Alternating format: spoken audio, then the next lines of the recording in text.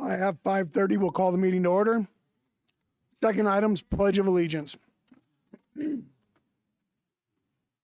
I pledge allegiance to the flag of the United States of America and to the republic for which it stands, one nation, under God, indivisible, with liberty and justice for all.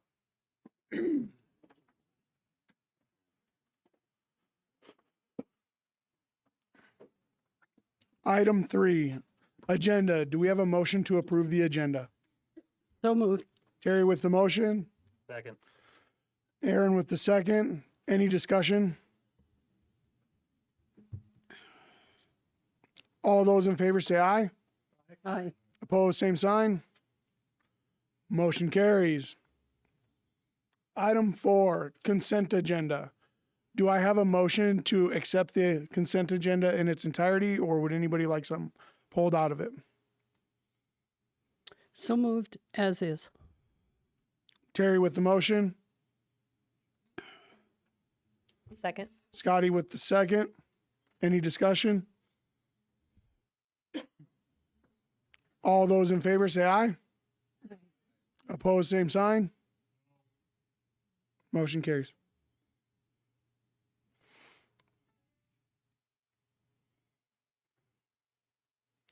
Item 5, conflict of interest waivers.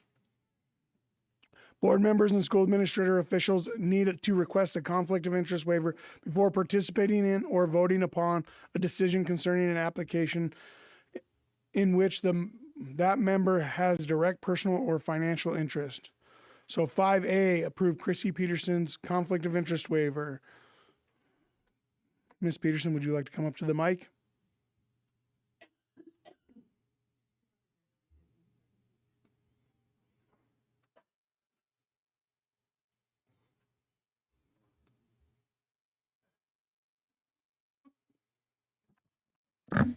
Our daughter, Sydney Peterson, substitutes at Meade School District when she's home from college.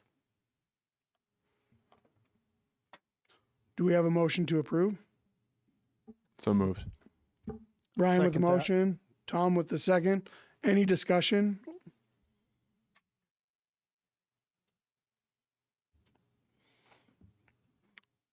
All those in favor say aye. Aye. Opposed, same sign. Motion carries. Item 6, recognitions. 6A is the character education word of the month. November character trait of the month is citizenship, which includes loyalty, patriotism, leadership, public spirit, volunteerism, and respect for authority. 6B, ASBSD Meade School Board Award. The Meade School Board earned a gold level award in ASBSD's statewide board recognition program, all which stands for Act, Learn, Lead award points for a board's collective participation in activities and training related to school board work and for demonstrating leadership in public education at the local, state, and national level throughout the previous 24-25 school year. So the board members, we received a plaque from ASBSD, and it's essentially for participating in hours of training to become more effective board members and understand our roles.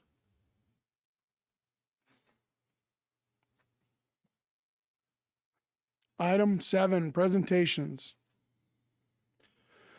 7A, Sturgis Elementary and Whitewood Elementary Purple Star designations. Chantel Leitenberg and Britt Porterfield will provide a brief presentation on the Purple Star process. Good evening. Today we come to you because Whitewood Elementary and Sturgis Elementary have completed the components to become a Purple Star school. All staff at Whitewood Elementary and Sturgis Elementary have completed specialized training through Penn State to better meet the needs of our military families. In addition, we have identified a liaison at each of our buildings, and we also have a student-led group that will help bring those families in and make them feel comfortable and connected right away from the start. So we're proud to join the district's other Purple Star schools in honoring the service and sacrifice of these families. So if you guys have any questions, feel free to ask them now. Do you have a lot of military families participating in this program right now? Currently, we identify our current families, and now we have a process on when they come in right away on the onboarding part. We do the Purple Up, we do the Veterans Day, we do honor our military families throughout the year. This will be a better job of us identifying them right away when they come to our school, though.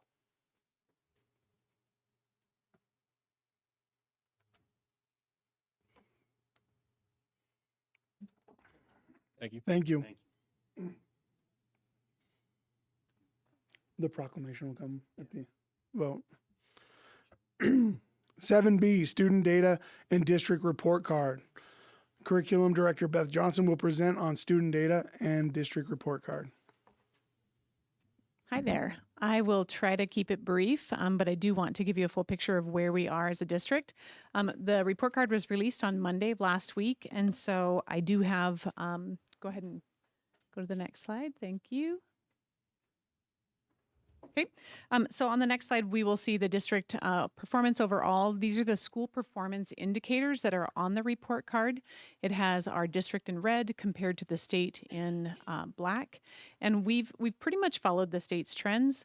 We are, if we go to the next slide, we are tracking our attendance rate and our high school completion and college and career readiness longitudinal data over time. With the attendance rate being an area of improvement this school year on our strategic planning. So I'm really excited to see what happens with that. We talked about it last year, and in just talking about it and paying a little bit of attention to it, it did increase by 2 percentage points. And then just a note on that college and career readiness, that is a lagging indicator, which means that our students take a test their junior year and it's not reported out until their senior year when they graduate. That is a test that's called the NCRC, which is the National Career and College Readiness Test. The state was paying for that. They are no longer paying for that test. So we will see college and career readiness score again next year, but it will be for, oh no, I'm sorry. This is the last year that we're using that data for the college and career readiness. The high school is currently putting in a plan for a new college and career readiness indicator. We are waiting for the state, though, to give us some guidelines on that. So that number is going to change next year depending on what they say the guidelines are. We also have our ACT data as compared to the state and national levels. ACT high score out of 36. The state is at 21.1. Nationally, it's 19.4. And the district is 22.2. This is a composite score, which means it takes all 5 ACT data points and combines them together into a single score. We don't expect this to stay at 22.2. The ACT just this year, starting in March when we test, will be the first year that the state test will become the ACT. So what that means is we were using Smarter Balance.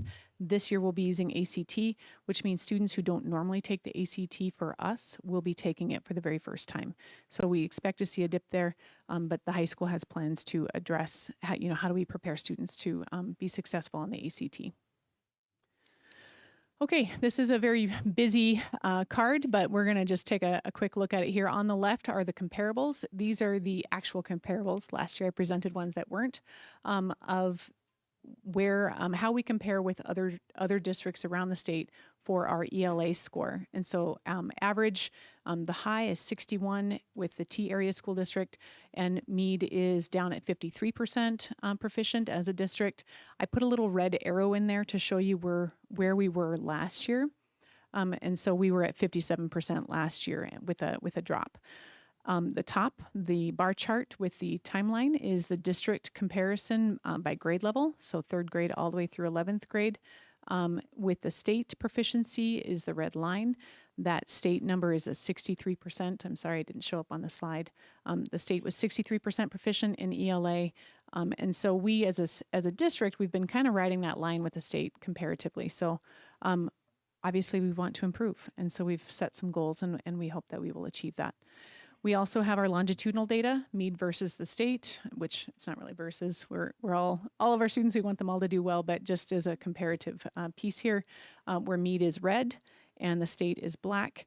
And we did outperform the state by 1 percentage point. So that's a 53% all the way over to the right on the 2024-25 school year. Okay, this is a really busy card as well. We last year, for the very first time, well, it was the second year, but the first year where we set goals. This is called a target report, and what it is it takes each of the targets from the state assessment, and over time, it tracks how our students did on those particular targets. On the bottom left corner, you'll see a key, and I don't know if you can see very well, but there's little symbols on the left column, like an equal sign and a minus. That's how our state scores are reported to us. So we added a numeric value to those to get kind of a heat map. So that's what you're seeing on the left there. All those numbers they're arbitrary numbers. It just gives us a place to add that color. And so when we're looking at the chart itself, down the left column are all of the target areas that the state assesses. You can see there's informational text, and then there's literary text. And then we are assessed in writing, listening, and research and inquiry. And then across the top, you see all of our grade levels. This number that's in there is a 3-year average.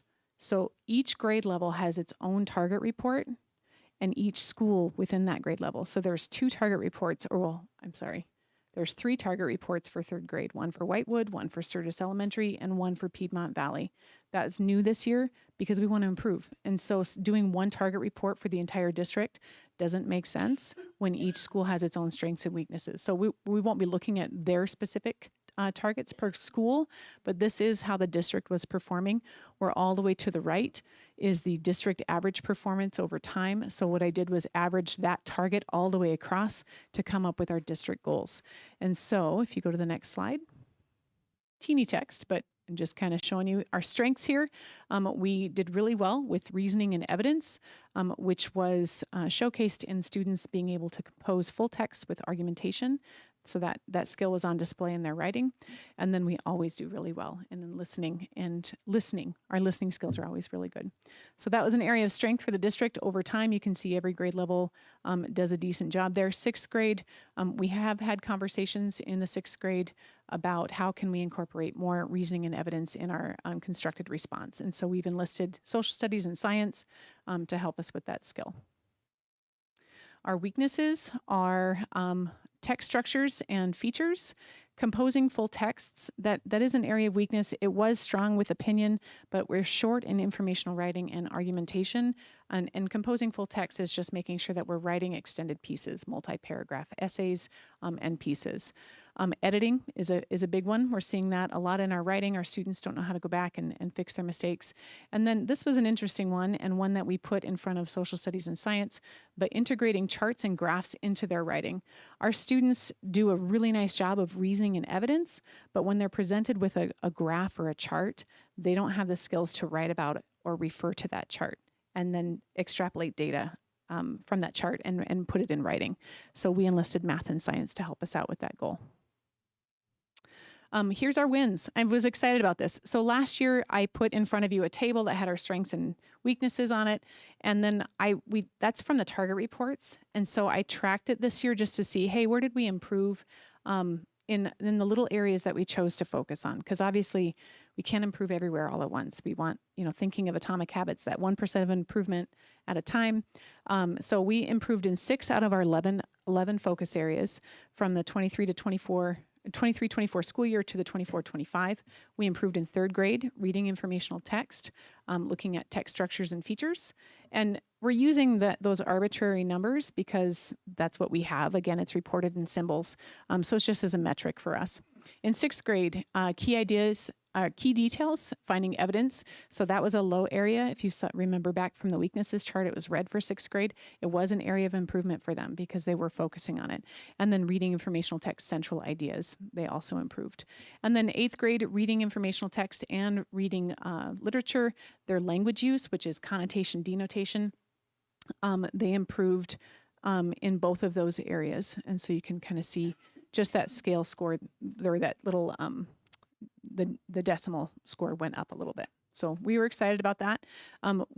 Because we did target reports by school, by grade level, and now this year they wrote very specific goals. They have action plans for how they're going to accomplish those goals. I'm really excited to see what our teachers are able to do with our students. So all core departments. So this is the strategic plan of increasing our ELA performance by 2 to 5%. All core departments, that's math, social studies, science, and ELA, they're incorporating more composition of full text into their courses. So if we were asking for a paragraph in social studies, if the opportunity is there for a multi-paragraph piece of writing, social studies is doing that. All core departments are providing explicit vocabulary instruction. This helps with the vocabulary area of weakness to support students' understanding of word meanings and language use. School ELA teams are using their target reports to identify areas to improve instruction. All teams are currently collaborating to define what are essential standards and common assessments. Last spring, I stood in front of the board. We talked about changing our grading scale, and I think Mr. Voigt asked the question, do we all have a common understanding of what proficiency looks like? No, but we're working on it this year. That is a goal. That's what that bullet point is. And then the next steps is after we choose our common assessments, then we dig in and say, okay, to what degree do our students need to be able to do this particular skill? And so, yeah, it'll be a couple years worth of work, but like I said, we're moving it incrementally and we're kind of excited. So that's ELA. Math, again, comparables on the left. We are at 47% with T again at the top at 58%. We did drop down by 1 percentage point. We were at, I think, 48% last year, 49% last year. Our grade 3 through 11, it is a downward trend. Math isn't pretty, and we have looked at it as a department and have determined that proficiency is a big deal. We have different understandings of what proficiency looks like. And so those are the discussions that K4 is having. And when we get to that heat map, you'll see kind of where the colors come in. And then our proficiency over time compared to the state, we are kind of flat. We're flat. We had 2 years where we increased a little bit, but the state's also flat. So we're hoping to see that line move up, because that's obviously why we're here, right? This is the heat map for math. Again, arbitrary numbers just to give the color coding. With math, it was a little trickier to do the targets because a target in 3rd grade would be a foundational skill for the same skill set in 6th grade. So it wasn't exactly apples to apples, but we did do kind of umbrella terms. And so those are the targets on the left. And I'm going to invite you to take a look at the second target down. It says operations and algebraic thinking and understanding mathematical properties. So this is your basic understanding mathematical properties would be multiplication, division, subtraction, and addition, just the basic properties. If you go down to where it says apply and extend understanding of mathematical properties, you have to first understand them to begin with before you can apply them and extend them. So we're going to take a look at those 2 areas when we get into the weaknesses, but math is trickier than ELA in that if we are low in one area, it is really going to impact all the other areas because we are building skills. So here's our heat map here. You can see we've got some work to do. It starts to look a little grim and starting in the middle school, but we actually have, if you look in 4th grade, we start to lose some of those crucial foundational skills. And so that's the overall map. We'll take a look at strengths first. We have, as a district, this is an area of strength. It's still not great, but it is an area of strength that we've consistently done okay at. 8th grade fluency looks different than 7th grade. We've got letters in there now, right? 8th grade, we've got algebra. And so that fluency now comes in with actual algebra. And so that's why you see that dip there. But overall, our school district's doing okay on fluency. Weaknesses, these are those same 2 points I pulled out before. If you look at 4th grade, it says 0.83. That's that understanding of mathematical properties. And then if you look at 5th grade, the apply and extend, and then you kind of track in that diagonal going across, where 1 year in 5th grade it wasn't strong. In 6th grade, you can see that it starts to decline. That color continues to trend in the wrong direction. And so those are the 2 areas that K4 is focusing on, making sure that our students are proficient and ready so that the middle school teachers can focus on their portion as well, in the hopes of getting at least these 2 indicators up because they're very, very foundational. Okay, here's our wins. We do have wins in math.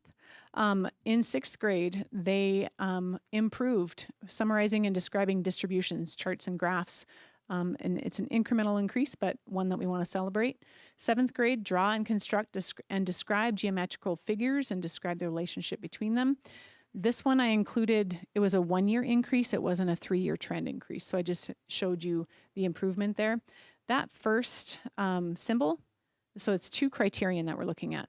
The first one is a standardized criterion, which is against the standard. The second one is a norm criterion, which is against peers. They're students of the same age doing the same work.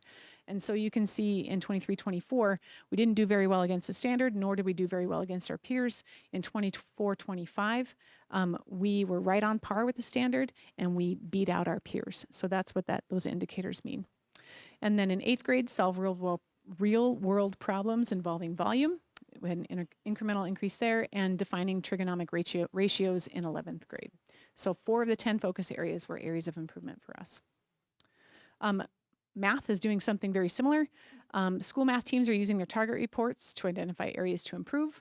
High school math is comparing state assessment results to the expectations of the ACT, which will be new this next year. And then all teams, again, are doing their essential standards, common assessments. Which questions do we keep and why? We had that discussion. Dropping questions because they're too hard. We got to keep them because that's what our kids are expected to do. And then, again, developing a common understanding of what proficiency looks like. Science report, we are at 51%, and peer is at 55%. So T didn't hang out up there. We were tied with peer last year. So we had a little bit of a dip this year. You can see it in our trend or longitudinal data there. We did drop down.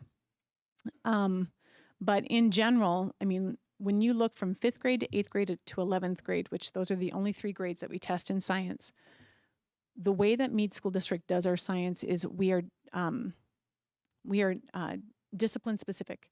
So that means that we teach life science in 7th grade and physical science in 8th grade. Where the state test is integrated, it's going to put life science questions in front of our students, physical science and earth science in front of our students. So they have to remember from 6th grade when they take that 8th grade test. So we're not doing too badly there if that's what we're relying on. You know, their years of experience within our school district.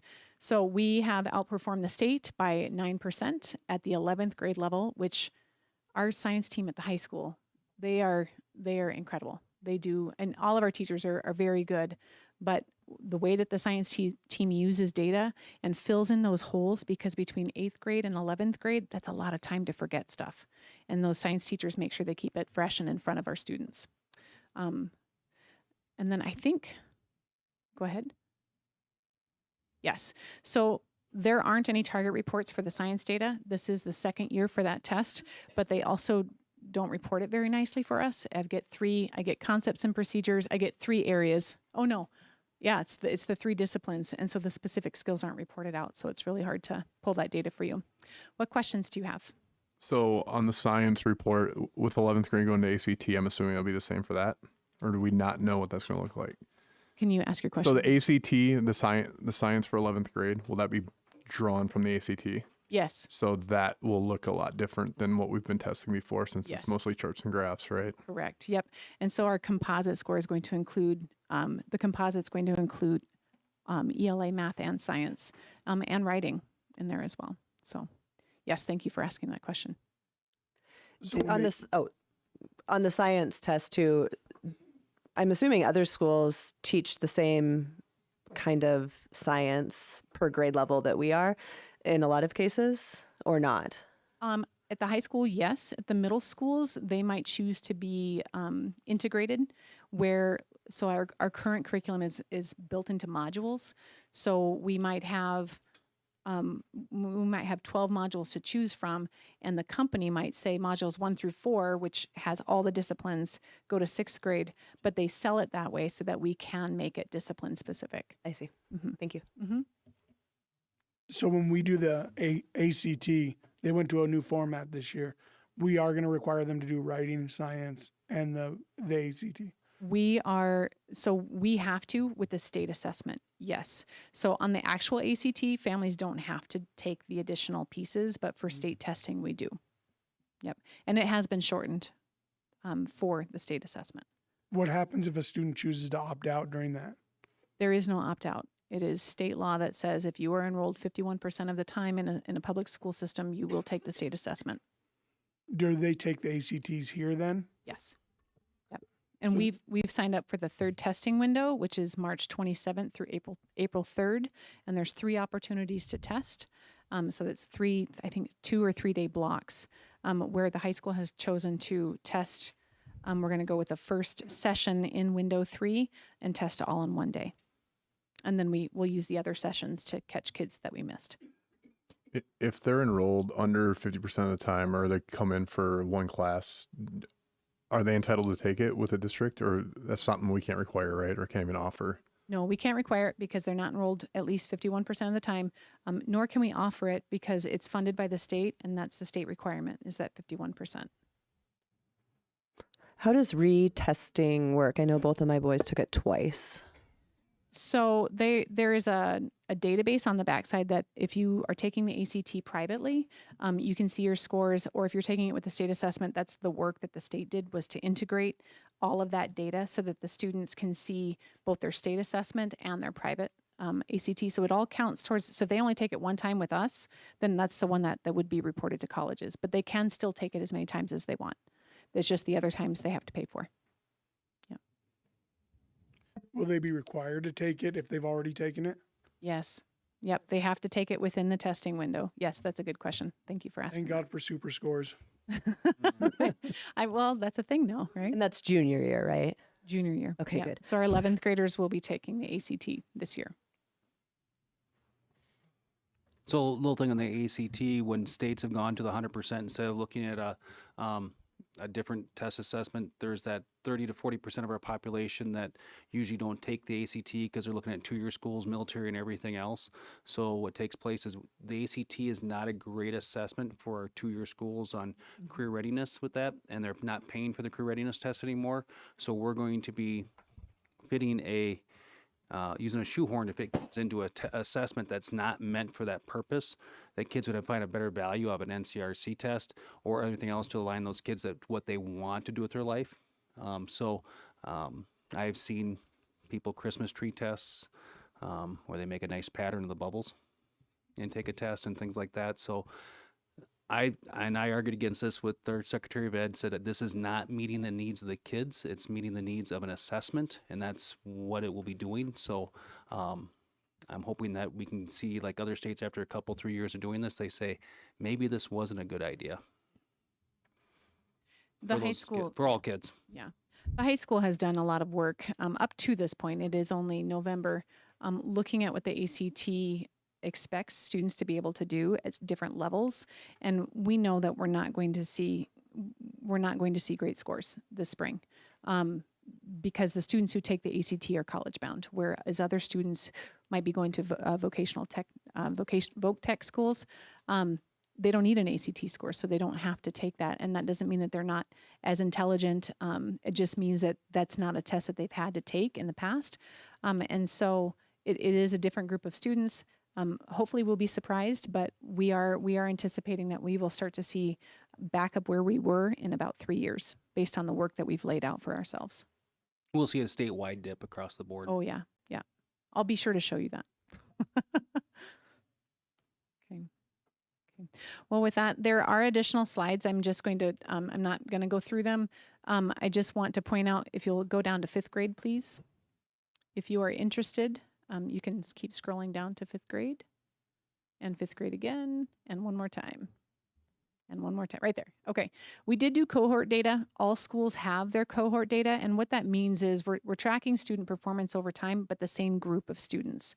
So the first data set that you're looking at is different groups of students, how they performed each of their 3rd grade years, where if it says cohort or class data, that is tracking the same students over time. So we are moving towards doing target reports for those cohort groups of students as well, so that the teachers can see what are my students coming in with, what are their strengths and what are their weaknesses, so that we can start to tailor our instruction to better meet the needs of our students.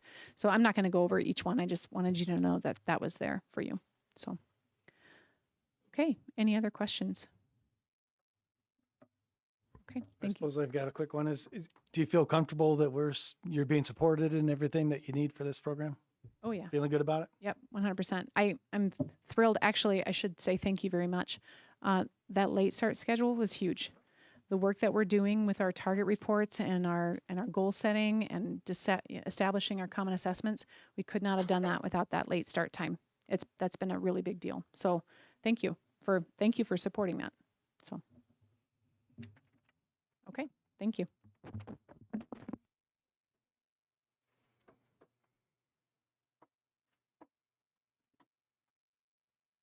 Item 7C, Annual Audit Exit Report.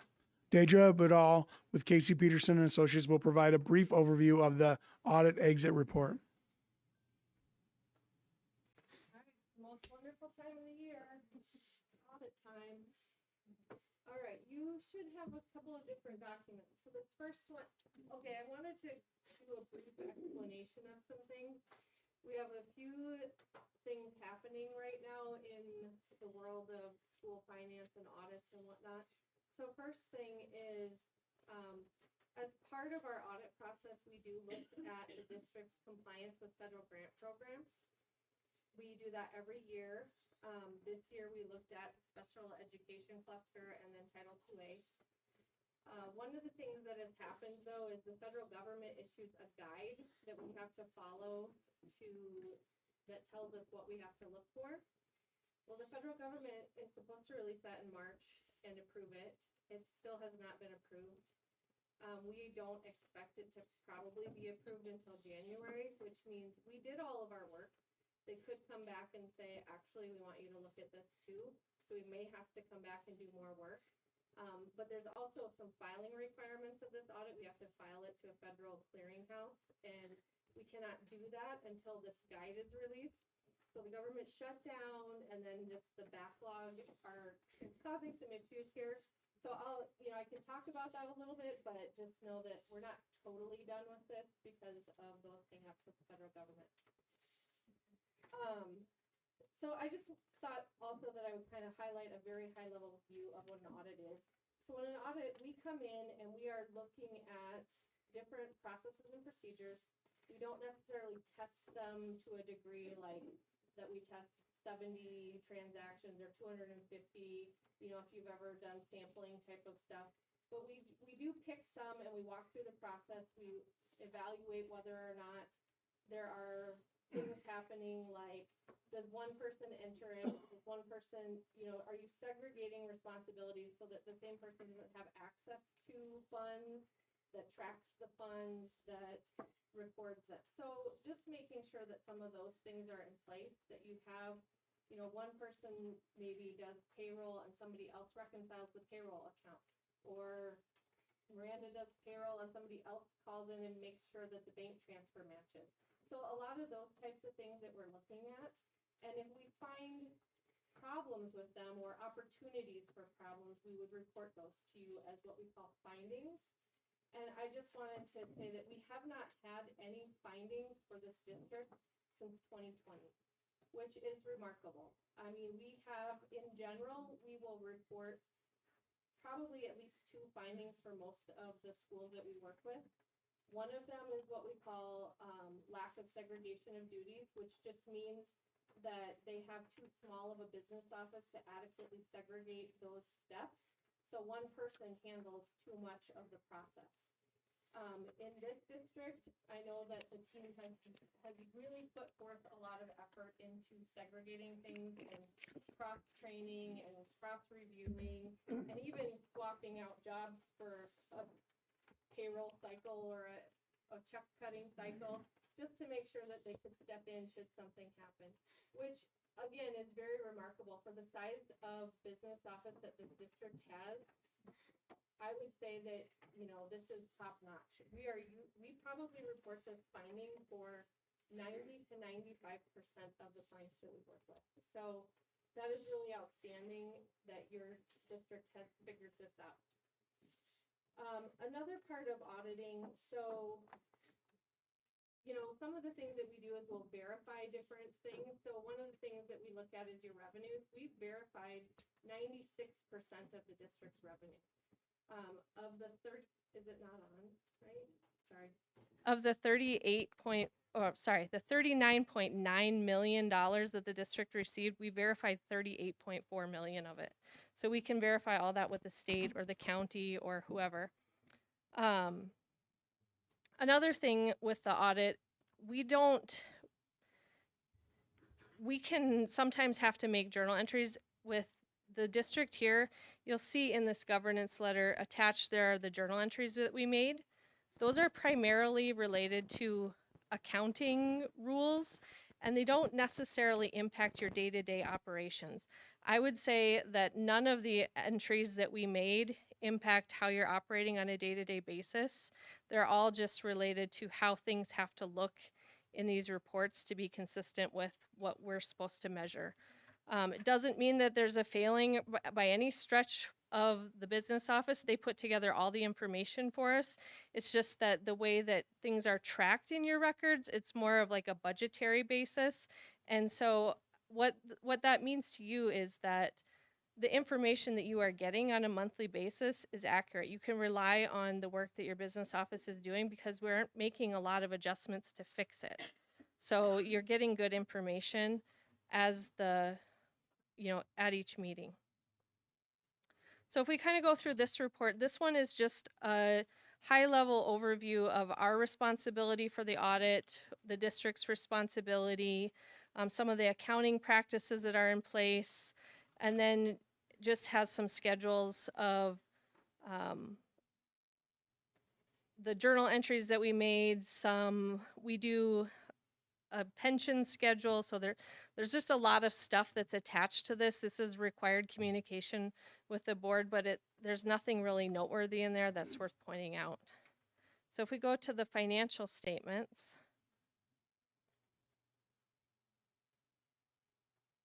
this package will look a little bit different than it has looked in the past, because in the past we were always able to include our reporting on the grant testing with this, and so this year we had to separate those two pieces. So this report just looks a little different if you're used to seeing it. All right, so this first letter here is a report that we're required to provide to you when we audit in accordance with, it's called government auditing standards. This is where we have to look at some of your processes and procedures and evaluate whether or not they're implemented and operating.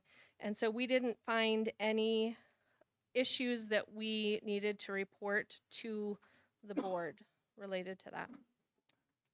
The next report, one more page, is the independent auditor's report. So this top section is the section that is the most important to you, that says that the financial statements present fairly in all material respects the financial position. So that means that everything in here is good. This is the opinion that you want. This is what your bondholders want, what your reporting wants. So then if we skip a few pages ahead, this first schedule is basically the district as a whole. And so I'm actually going to skip those statements because it's a little bit easier to just look at the fund statements, which is what you're used to seeing. So if we skip probably two more pages, skip this one. Yep, this one. All right, so this is just the asset side of your governmental funds. So you'll notice your food service and the concessions are not included here. Just some highlights here. Across the board, your total assets have decreased. Your general fund cash is down about $200,000. Your capital outlay cash is down $500,000. Your taxes in the general fund are down about $200,000. In capital outlay, they're down about $100,000. Your due from other governments, which is basically your federal grant money that's owed to you, is down $65,000. Your restricted cash at the bottom, that's all up, but that's because you're required to make deposits into those accounts. to fund future payoffs of debt obligations. Can we go to the next page? This just details out the liabilities, and then the bottom part is basically if you're running a business, this is your equity. So this is how much you have available for the purposes that it's designated for. So for example, the capital outlay, you have 7.6 million that's available for capital outlay purposes. If that makes sense. The next page, we have to do a reconciliation between the fund statements and those total government ones. So this just explains what the differences are between those. If we go to the next page, this just breaks down the revenues. So just looking at the totals here, your property taxes were up about 600,000 from prior years. Your gross receipts are stable. Your penalties and interest are stable. Your earnings on deposits are down by about $240,000. Most of that is in capital outlay, that big decrease. Your county sources is up about $50,000, and your state aid is up about $780,000. We'll go to the next page. Your restricted grants and aid, this is down. In your capital outlay, you had $260,000 there last year for ESSER, and your special ed is down by about $230,000 as well. So in total, revenues have decreased from where they were in prior years. If we look at the expenditure side, so at the very bottom of this, when you look at the elementary, the expenses are up $600,000. Middle school is up $366,000. High school is up $156,000. The special education down below is also up $450,000. If we go to the next page, so this is the total support services. That's pretty consistent with last year. It's down about $20,000. Go to the next page. Co-curricular is up about $200,000. If we look at the bottom, the interest rebate, so this is related to some of your bonds that you have. You get an interest rebate from the IRS. That's down about $130,000 as well. So you can see towards the bottom there that net change in fund balances. The general fund is down $288,000. Capital outlays $580. Special ed is $181. Debt service is a positive $500,000, and then the non-major was $58,000. So in total, a decrease there. And a lot of this is going to be related to, sometimes it can be timing, can be state funding formula, projects that you have scheduled. There is a science to figuring out how much cash you should have on hand so that the state doesn't penalize you and take away your state aid. There's just a lot of things in play here that make district finances very complicated. The next page here is another reconciliation that just goes between the revenues and the expenses between the two different statements. And if we go to the next one, food service, just the main highlight here, the cash for food service is down $320,000. We flip ahead a couple of pages here. In your operating revenues, your food and drink sales were actually up about $130,000. Your expenses were also up though, $169,000. If you look towards the kind of middle bottom, that supply chain grants, that money will be going away. That was one-time money from the state. Your cash reimbursements, that's all your meal program, the money that the feds pass you through the state, that's pretty stable. And your donated commodities is down as well. One thing that is a huge trend that we're seeing with most schools that we work with, food service is really struggling. They have a lot of trouble having families actually apply for the free and reduced program, and so families just aren't paying for their meals, even though they haven't applied for the program. So, that hits really hard and definitely impacts the bottom line. So you can see the food service lost about $375,000 last year. And then the next statement is just cash flow related to the food service and the custodian or the concession fund. And there's another chunk in here that's the notes to the financial statement. Those are all just explanations of balances, giving you a little bit more detail. If you have some trouble sleeping, that'll help you fall right asleep to read all that stuff. You've also got your budget schedules in here. You know, the district doesn't have any issues complying with the budget. You know, the budget's adopted the way it's supposed to be. You are spending less than you've budgeted. So that all would indicate compliance to us as far as the state's concerned. Then there's just some other schedules that we're required to put in here related to the pension plan and whatnot. So any questions for me on the audit process, the financial statements?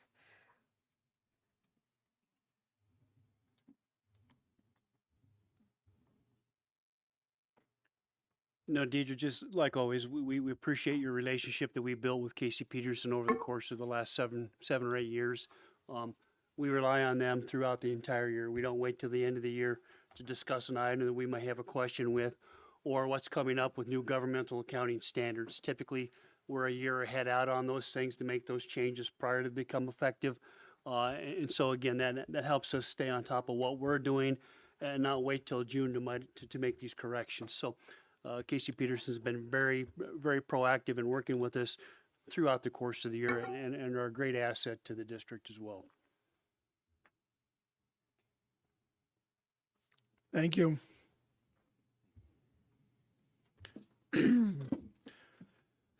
Seven D, 5-year capital outlay plan.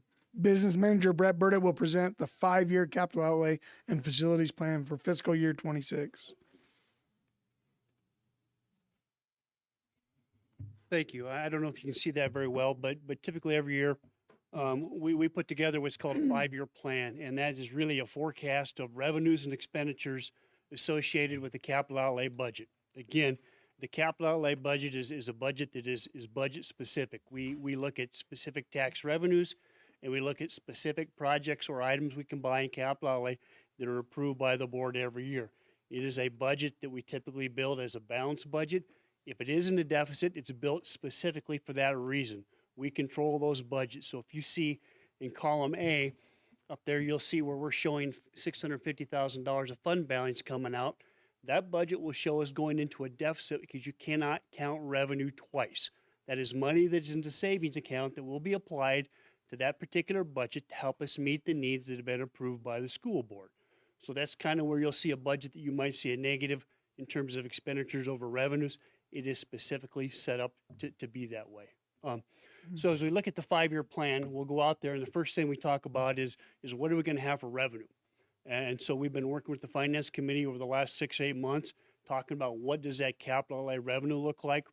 What do we think we can count on in terms of revenue?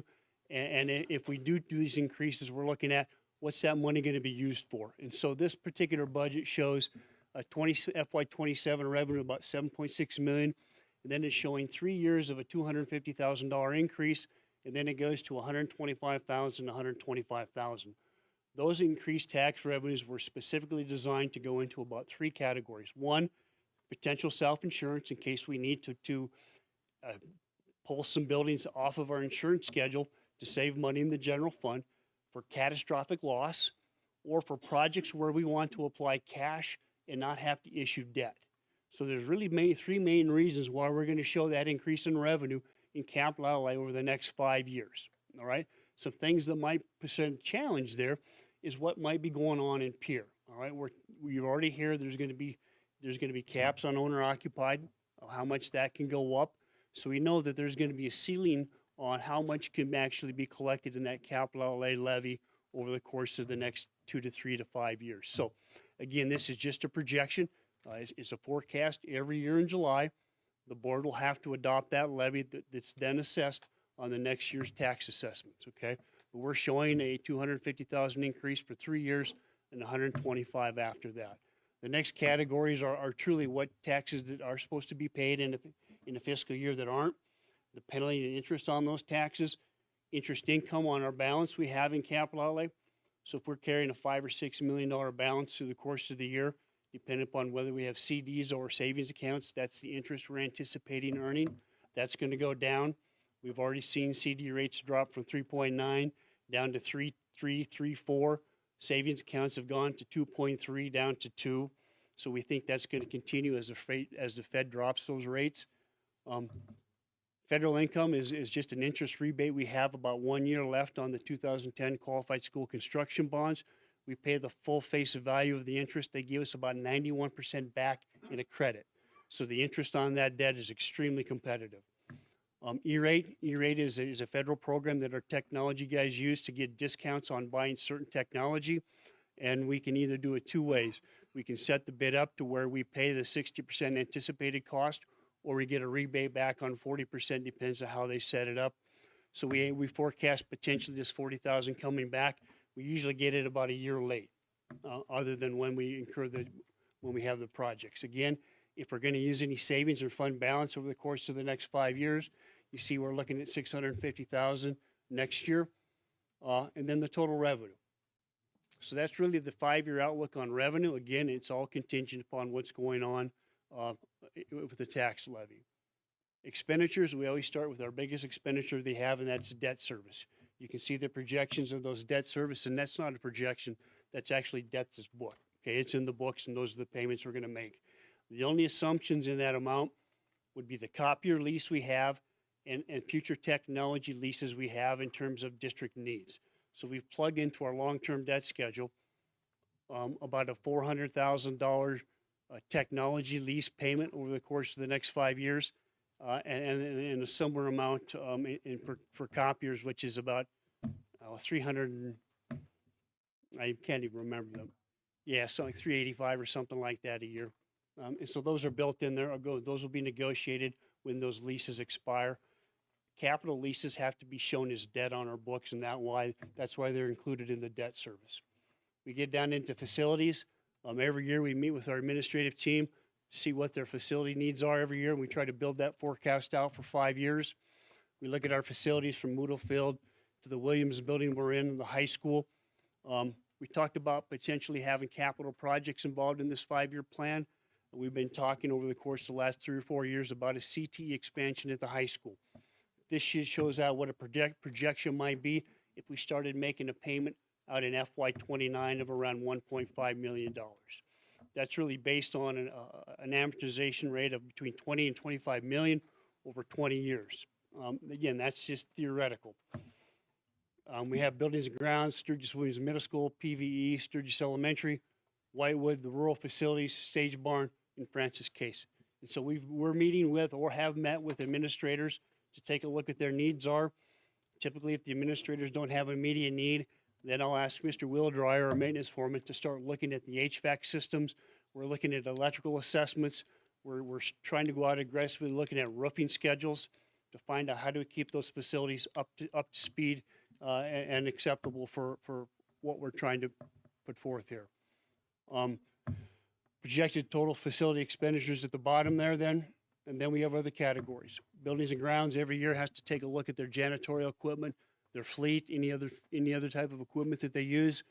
We project an amount out for that. Replacement vehicles, currently the district operates about 35 vehicles. Every year we know that we're going to have to rotate that fleet. About 60% of those vehicles have in excess of 100,000 miles. So it's a well-used fleet.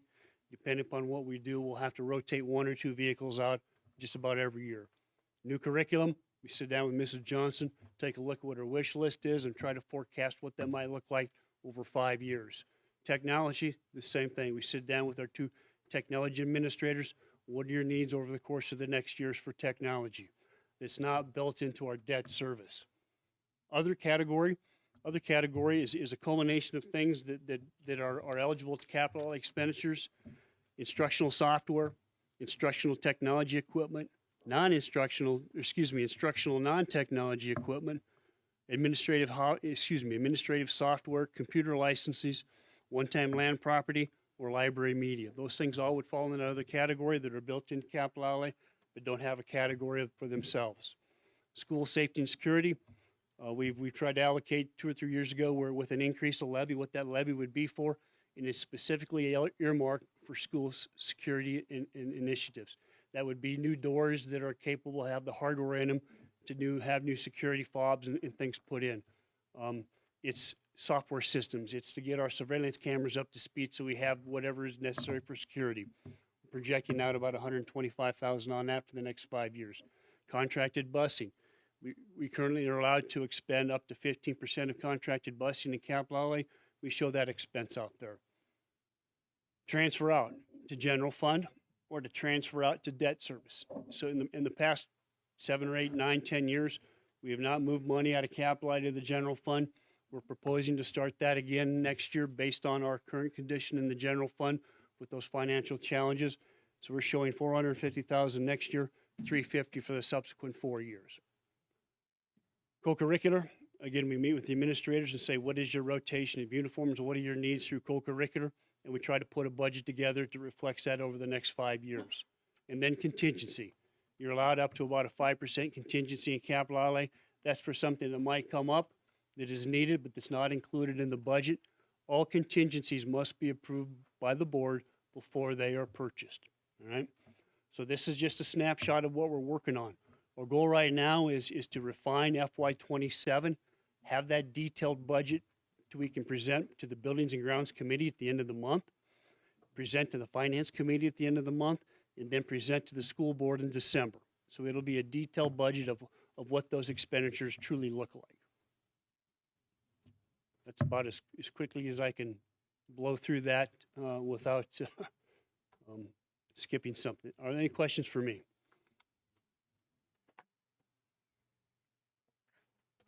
Could you just kind of explain to me a little more about what the transfer out is?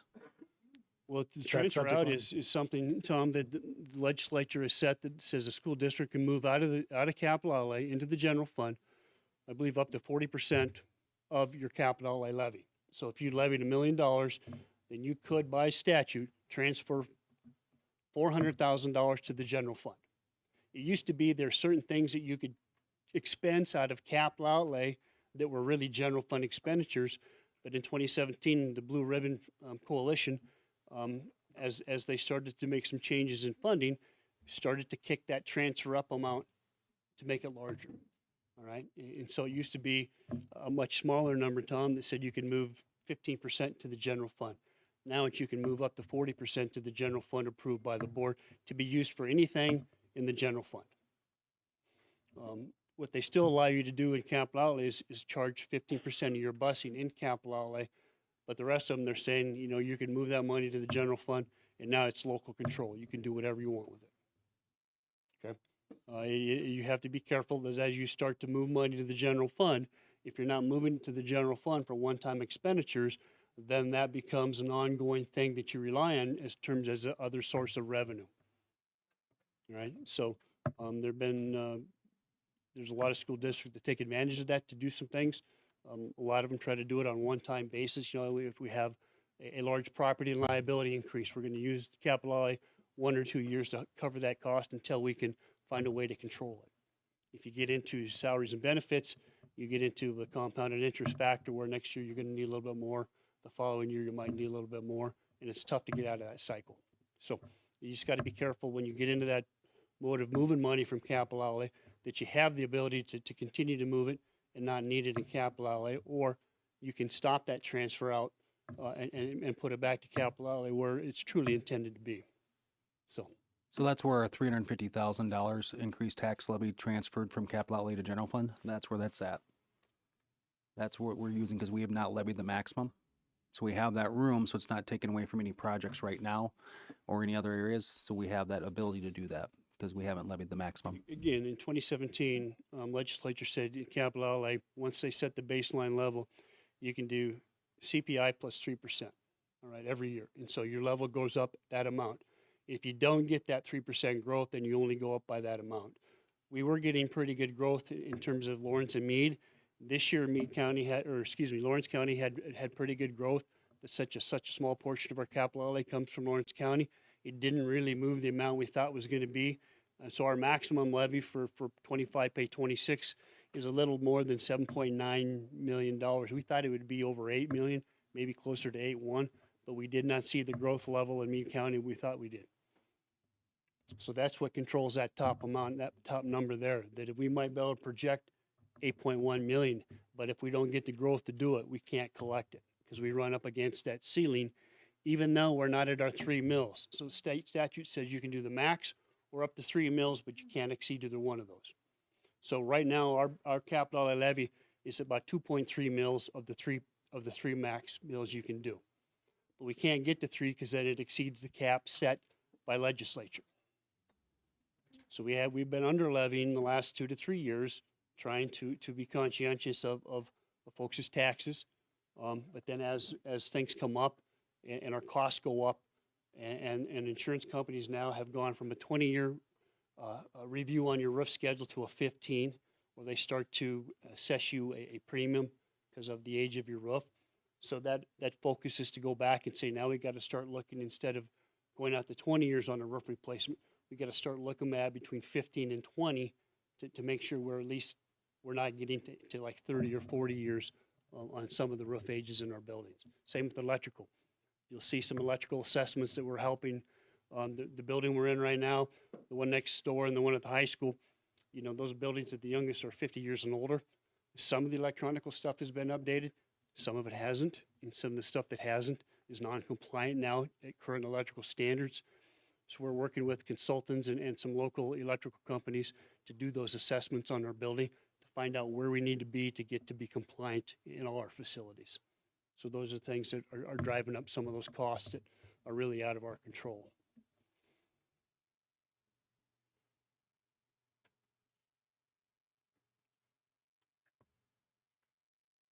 Again, we'll be bringing the detailed budget back to the committee and the board next month. Thank you.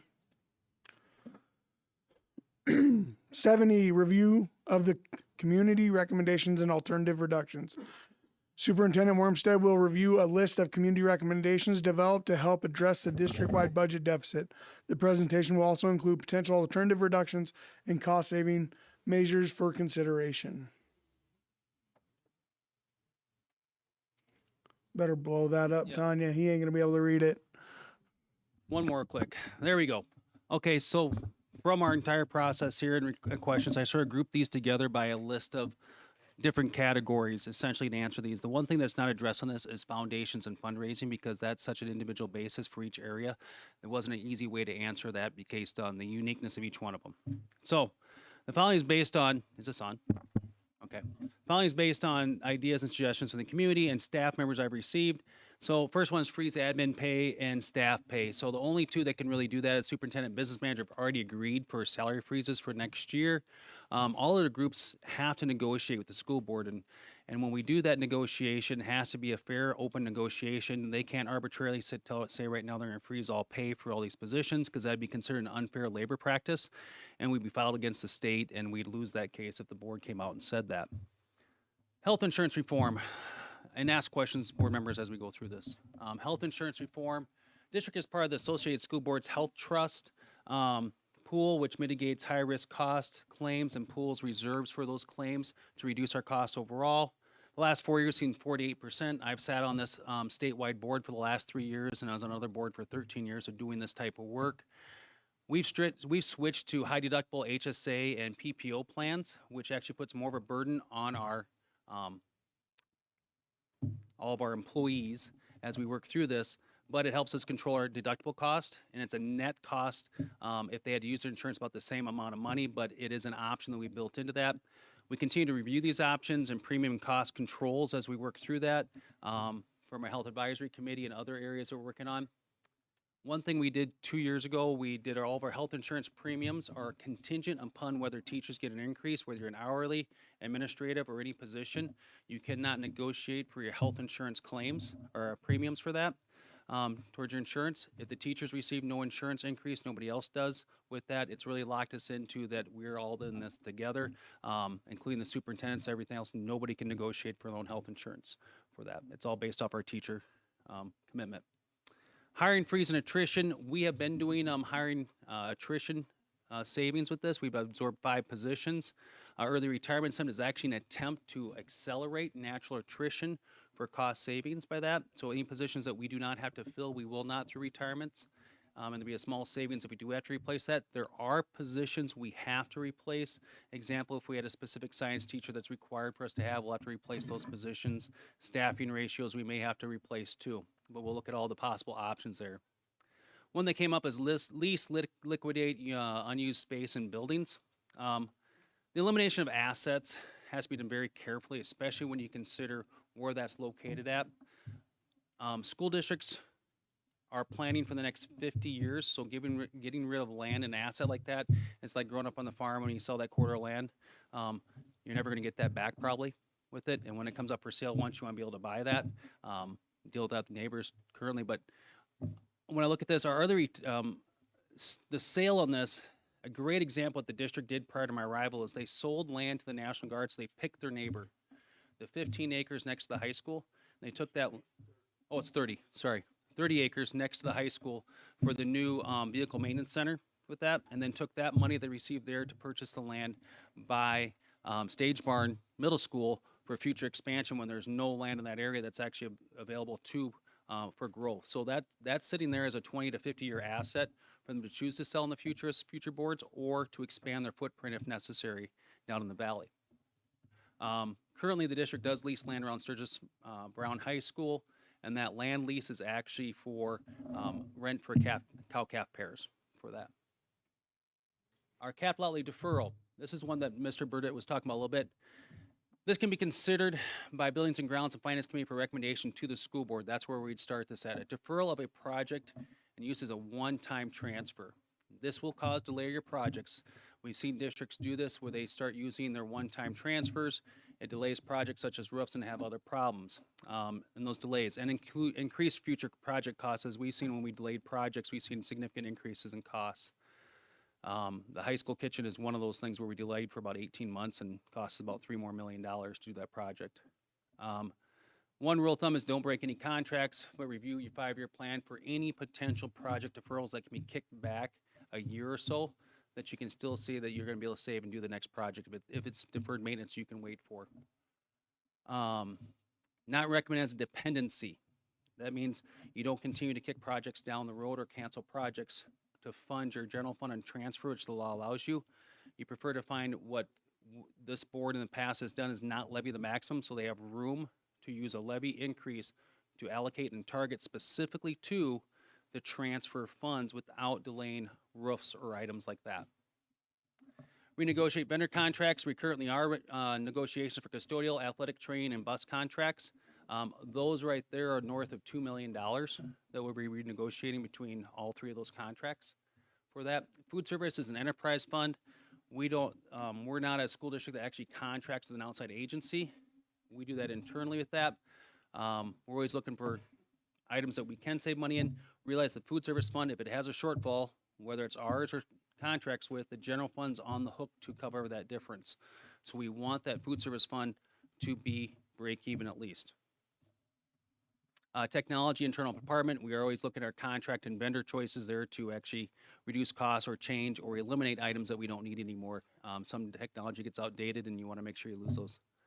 Cooperative purchase agencies. We use cooperative purchasing agencies now, South Dakota State bids. There is a side to that that people also don't like locally, is that means you are not doing some of your business locally with car dealership or other vendors, things that are available within the area. That means you're going out and you're getting a significant discount for a vehicle. Example, we bought a vehicle that was 3 years old with 26,000 miles, and we could then, a year later, we bought the same vehicle brand new. Same money on that. So you have to be really cost conscious on that, but it also means that you may not be doing as much business in your school district as we like to do to take our tax dollars with that. So we try to do that wisely in certain areas. Activities cuts and replace funds. We have a 1% cut that we're working on 26-27 and 22 to 4% for 27-28. Option to start an endowment foundation. We do not have this. I was just approached by a couple people after Kiwanis meeting about the idea of doing that. With that, so I'll follow up with them after I gave a presentation there about our current financial situation. All our activities fundraise. Booster clubs are fundraising constantly and putting money into different ones. We have music boosters, athletic boosters. Our fine arts raise a lot of money too. And we have been pursuing sponsorships, but that's also a process that we're negotiating some of those sponsorships right now for that. So we are doing that work. Our grant work is primarily through Black Hills Special Service Cooperative and serves as our grant writer when applicable. They take a fee if the grant's received. Most grants at education you're able to receive are a startup grant or a one-time allocation grant. So I'll give you an example. Best one is the SROs, COPS grant. We got more money early, diminished over time. 4 years ago, 5 years ago, we were paying about $80,000. Now we're just over $200,000 that we're paying out of pocket for SROs because that grant diminished over time. They're great for startup, reading programs in other areas, help support staff, but eventually that goes away. REAP Title I was a good question. I'm impressed someone found that. That's Rural Education Achievement Program through Title I. Our district does not qualify because we're too large. It's a small school grant that fit like Faith, Newell, Wall, but does not fit our school district at all with that. ESSER title leftover funding. There has not been a federal notification for application. We know there are some funds out there, but there has not been anything that's been released to schools for that. We doubt that the federal government, actually, from the information we're receiving, will release those to the schools. We don't think there's a will at the national level to release those funds into a state grant application process at this time. That could change. We did recently receive a $50,000 grant for safety and security, which we did at the high school for door security and replaced a bunch of stuff there too. As we do energy efficiency, we do projects. We look at the grants and opportunities within like Black Hills Energy that they get rebates for that. Do that every time we tackle a project. This is the big one that's come up. I'm going to do some information in December on this a little bit more. The 4-day school week, contrary to some emails that I am not opposed to 4-day school week. I actually think there's some very good benefits that you can do, retention, recruitment for staff, and then also for students and some of that workload. The board just needs to be cautious to ensure that we don't have more families leave due to a calendar change, because we haven't researched and done the due diligence to find out what parents and families need with this, because you start with the students, then you start with your staff. We need to do diligent surveys about what they need, especially our 2-parent families working out of the household 5 days a week. What happens on that 5th day? How do we provide that? Transportation, if necessary, all those things. It is a feasible, but realize when you do that, it's 1 to 3% maybe, but if you provide so much stuff for those families, it could be down to 0%, but it's a better system, maybe. We just had to do that very well-informed decision-making on that. Earliest implementation I see for a full 4-day school week is fall of 2027. Okay, that's the earliest implementation. If we try to do it for next year, I think we'll miss a lot of steps, and we'll find out our early success by the number of students that don't show up or do show up for school.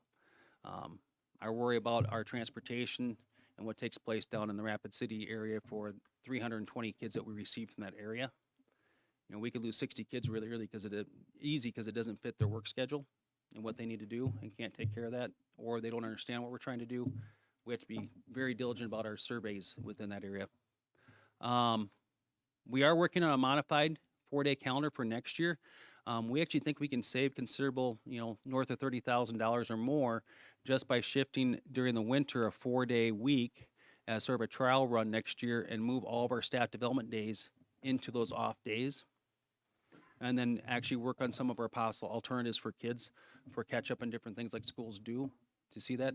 We know that our decline in subs and costs is going to be significant enough. It may be something to look at as a small savings with that.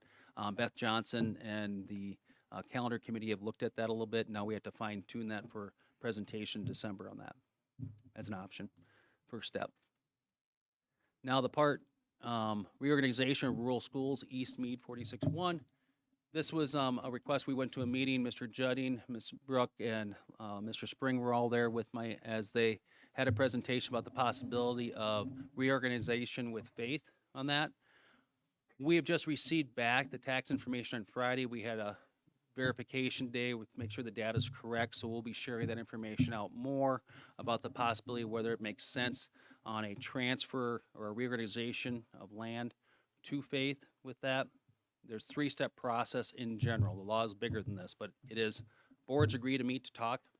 They say, yes, we want to pursue this. Step 2 is you have 6 months to write a plan with a 3-month extension, and that plan must be approved by the Department of Education. Upon approval by the Department of Education, both school districts' voters must approve the plan in order for it to move forward. That's how a general reorganization takes place. We're looking at this because we had a request for that, so we're checking the information on that.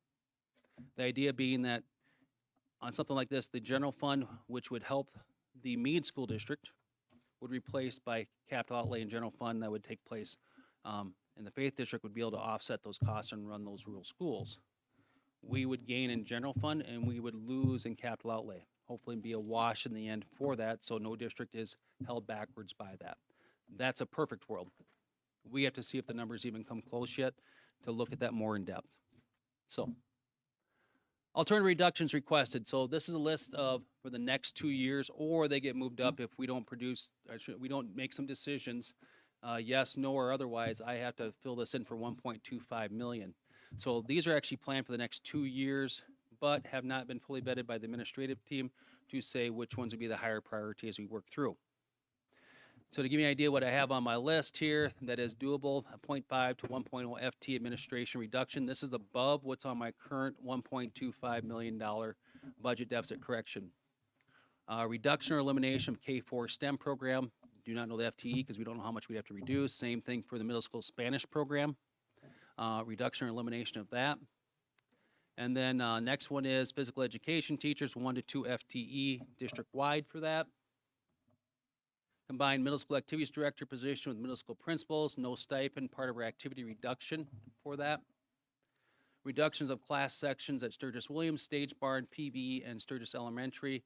I think up to about 5 FTE reductions, which increase class sizes across all whatever grade levels we do that in. That number is fluid based on, if you look up above a little bit, decline in student enrollment if it declines. Second thing is federal Title IIA funds are lost, or in condensing the federal funds there, and little or no state aid increase, which is what we're sort of expecting right now for next year, looking at the state revenues coming in. The next one is smallest rural schools. We have to change our model from 3 staff to 2 staff across that and reduce that CMCS. And the reduction in activity expenditures, as I said, 2 to 4%. With those items there, we have work to do over that. But as we move forward, the one that would probably move forward if we don't make some decisions would be reductions of class size that Sturgis Williams, Stage Barn, PV, and Sturgis Elementary. I've said that before. That if we don't adjust the budget in one area, we got to find a different area where we have to do that. All these items may affect student outcomes. I see that student outcomes being whether they attend our school is the first thing, homeschool or transfer to others. There is not a decision that you do on these things that may not affect where people choose to have take their children for their education. Questions? That was a lot and pretty fast.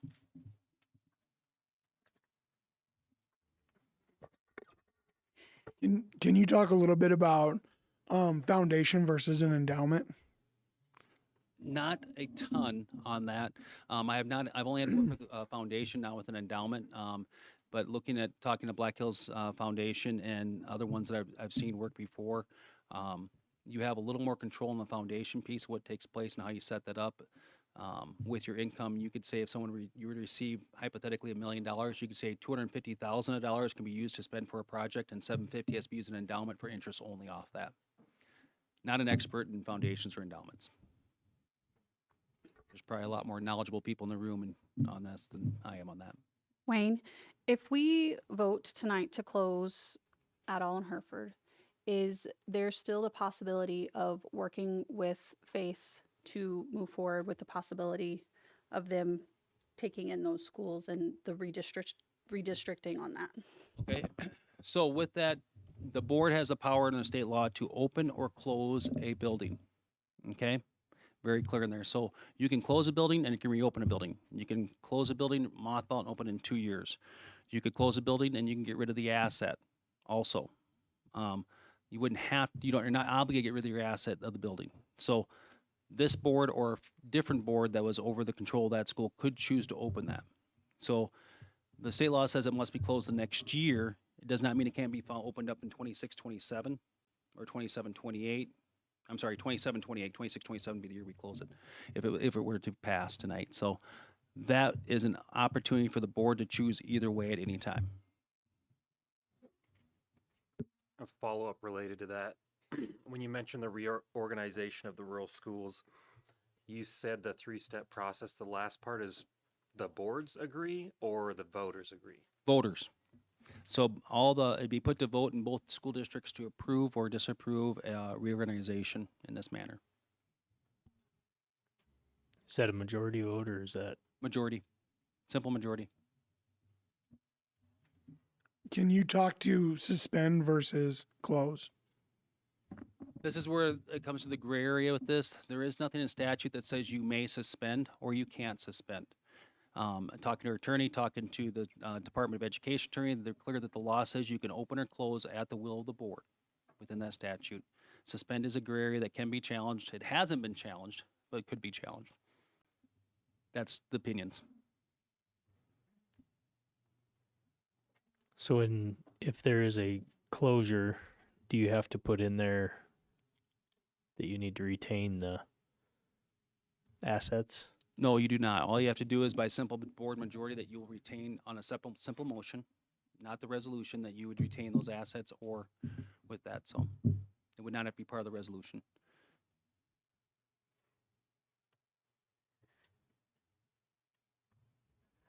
How soon do we expect to, I guess you said that tax information came out on Friday with Faith, like, Yeah, it came out late Friday. We had a rerun late Friday. Got a chance this morning to look at it.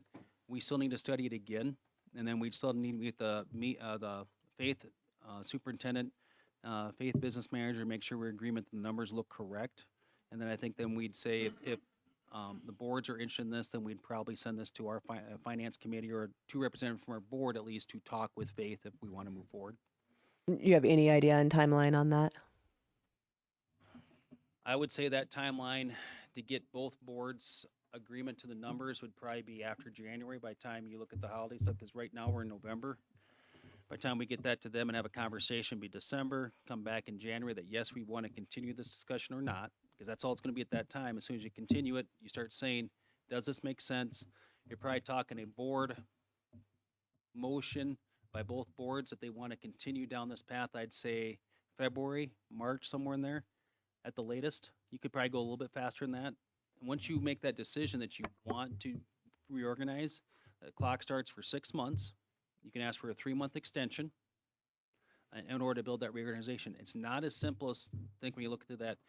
You have all the staff, you have to senioritize everybody. Staff that change are going to be on a different pay schedule, all these different things plus schedule and all the finance and all the things that happen behind the scenes. A reorganization plan is big. It's doable. It's big and it does not happen real fast. We just talk briefly about the two criteria in capital outlay. Either you're at the 3% mill levy or you're at the per student expenditure amount. So what we found out so far, you can go up, as you heard, we talked about 3 mills. Very few districts can go to 3 mills of levy authority based on their assessed valuation. Faith is one that can do that because they don't have the valuation we do. We're capped probably right around 2.5-ish right now, probably. About 2.5 with the way the law reads with 3 and 3%. Now, initial numbers look from the state that if there was a reorganization, Faith would fall out of the 3% mill increase, or 3 mill availability. They go to the per pupil. So the state has decided that there's 2 ways you can fund your capital outlay, on a per pupil basis or based on your assessed valuation. And they choose whichever one's the least amount, okay? So we could raise $11 million in capital outlay if we're on the per pupil, about $3,900. We don't get to do that. We get to raise about $7.9 million is what they say, because that's the least of the 2 formulas. Okay, that's part that comes out.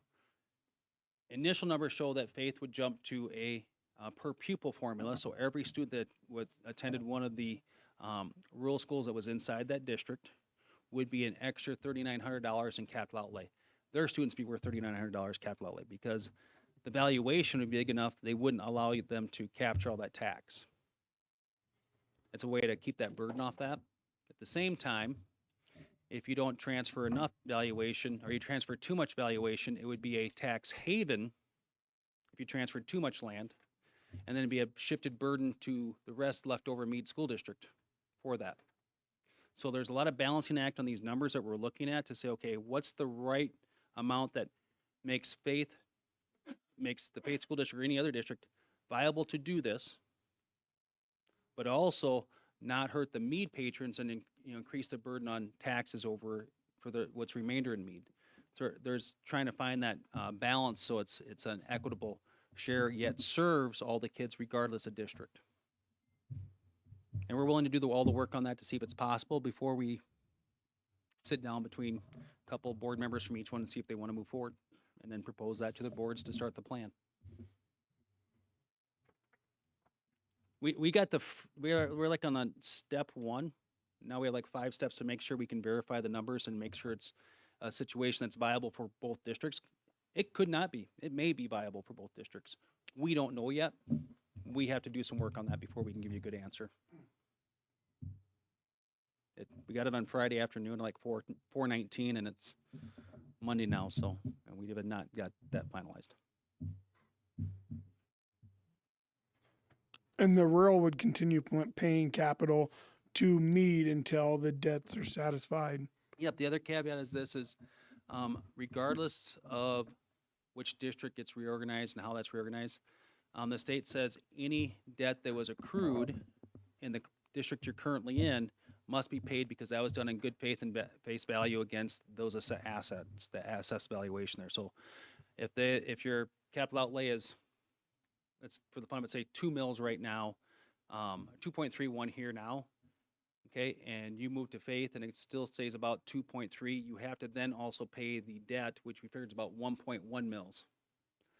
So we have a debt against all land about 1.1 mil versus per $1,000 valuation.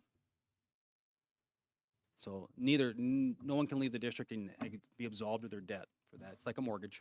And that goes, as you saw on the 5-year plan, that goes down over time. Yep. Okay, and the last debt on the books would be the debt used for Central Meade and Stage Barn Middle School. That goes out to 2037.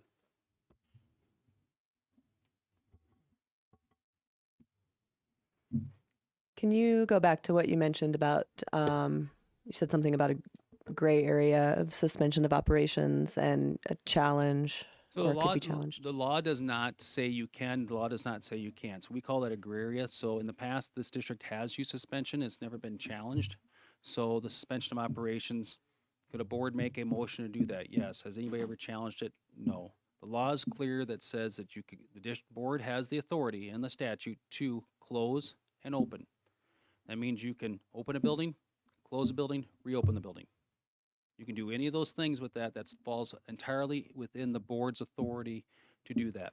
The problem is with the closure, the way the state law reads is 26-27, you'd be closing it for 26-27 school year. It's the way the resolution and the way the state says it has to be with that. Because I've been asked the question, can we close now or pass a suspension? I asked the question specifically to the state, and they said, no, you cannot suspend now and then close in March, because you only have the option to close before December 1st. I sent that to everybody, so they knew that. Could you reopen after, like in March? I don't believe you can, because the state law is very specific on the resolution. You're closed for the next school year. It's very specific in the statute for that. So I think that's that handcuffing there.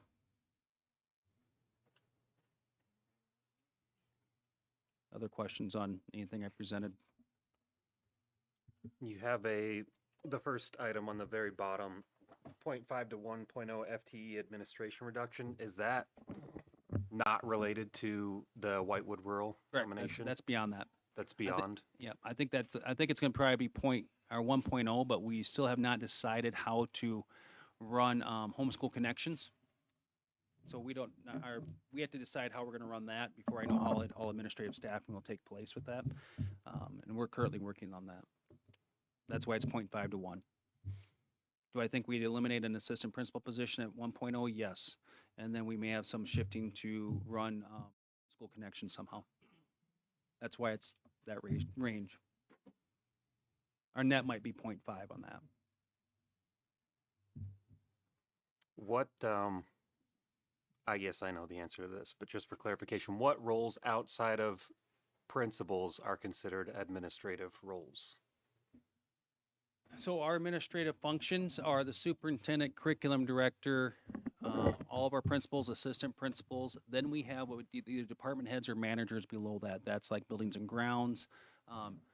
Brett is considered sort of a quasi administrator / head manager on that. And then we'd have HR would be a manager within that. Food service director would be a manager. Our two technology or systems administrator, network administrator. They have the technical term administrator because that's what they do with the networks and systems, but they're also considered managers also. Did I miss anybody? No, Aaron, and in the last one, when the state did the 10% across the board reduction, I think it's 2010, the district eliminated that buildings and grounds superintendent, which was an administrative position, and then gave the business office oversight of buildings and grounds to keep that elimination. So that position was eliminated in 2010. That sits with Brett right now, though. Yeah.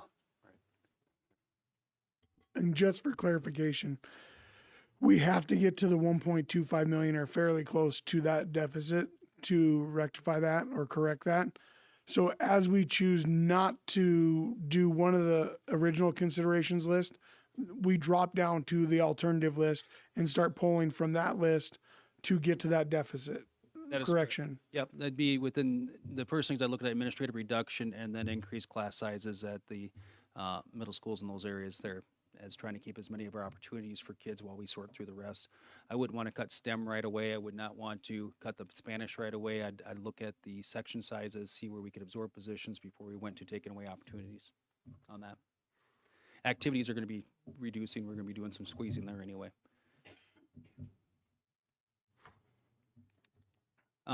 You think 1.25 million? Yeah, that's the target number. When you look at inflationary costs, it could be 1.5, but we're targeting 1.25, and I think my advice to the board is you need to be as close to 1.25 as you possibly can get through either increased revenue or budget reductions and efficiencies. How do we start the process to survey for the 4-day school week to determine if this is a feasible option for the district? I'm going to map that out for you at the December board meeting so you guys can see the process. I can wing the 3-4 things right here, but I think everybody should see exactly what we need to do and process that through, because sometimes we'll get a survey back. We need to know what those answers are to say, what's the follow-up questions to answer that, because we may have parents that say, yes, we do need Friday support, but we need to make sure that what they need versus extra costs such as transportation, things what that'll run with that. Because we run a lot of transportation. Do you remember what the community's response on the Studer information was on the 4-day school week? Of the information received, 4-day school week was very positive within our community and our staff and our students. Okay, with that, when you look at the number of responses received versus truly sorting that out with survey questions about what it looks like, hopefully it'd be as strong. I hope it would still be strong. I think there's a strong, my gut feels that there is a strong emphasis to do a 4-day school week within our community. I just want to make sure we do it very, very well so we don't lose students because we didn't think of something and work through that process. But I do believe it's going to be very favorable when it first comes out. But if we lose, somebody says, if we lose a few kids, well, if we lose 1%, that's 30 students. We lose 3%, that's 90 kids. We start losing 90 kids at $7,500 a pop. What we saved is gone if we did save anything, and we're right back where we were with just a different system. So that's why I want to be cautious about it. I'm a supporter of 4-day school week. I think it has a lot of value that can be added to our families. I just want to do it very well if we're going to do it. What have other school districts experienced as far as saving money or broke even or? Broke even to, if you're really running it tight, you're not providing a lot of services, you're probably talking 3%. The 3% number is a big number to hit because we're going to have services that people want to have for their kids because they don't have care on Fridays or they're geographically isolated or they're too far away. 300 kids at a Rapid City school district. We're not really providing something close for them for Friday care. So are we going to end up having transportation costs to make sure that takes place? And is it a wash or a 0.5% or 1%? I don't know, but I do believe satisfaction, retention, recruitment might all be wins if we break even. And is that 3% of the whole general budget? That's a target number that's used in most of the research, 1 to 3% when you read the research. Yeah. A lot of people think it's 5 to 20%. It's usually not.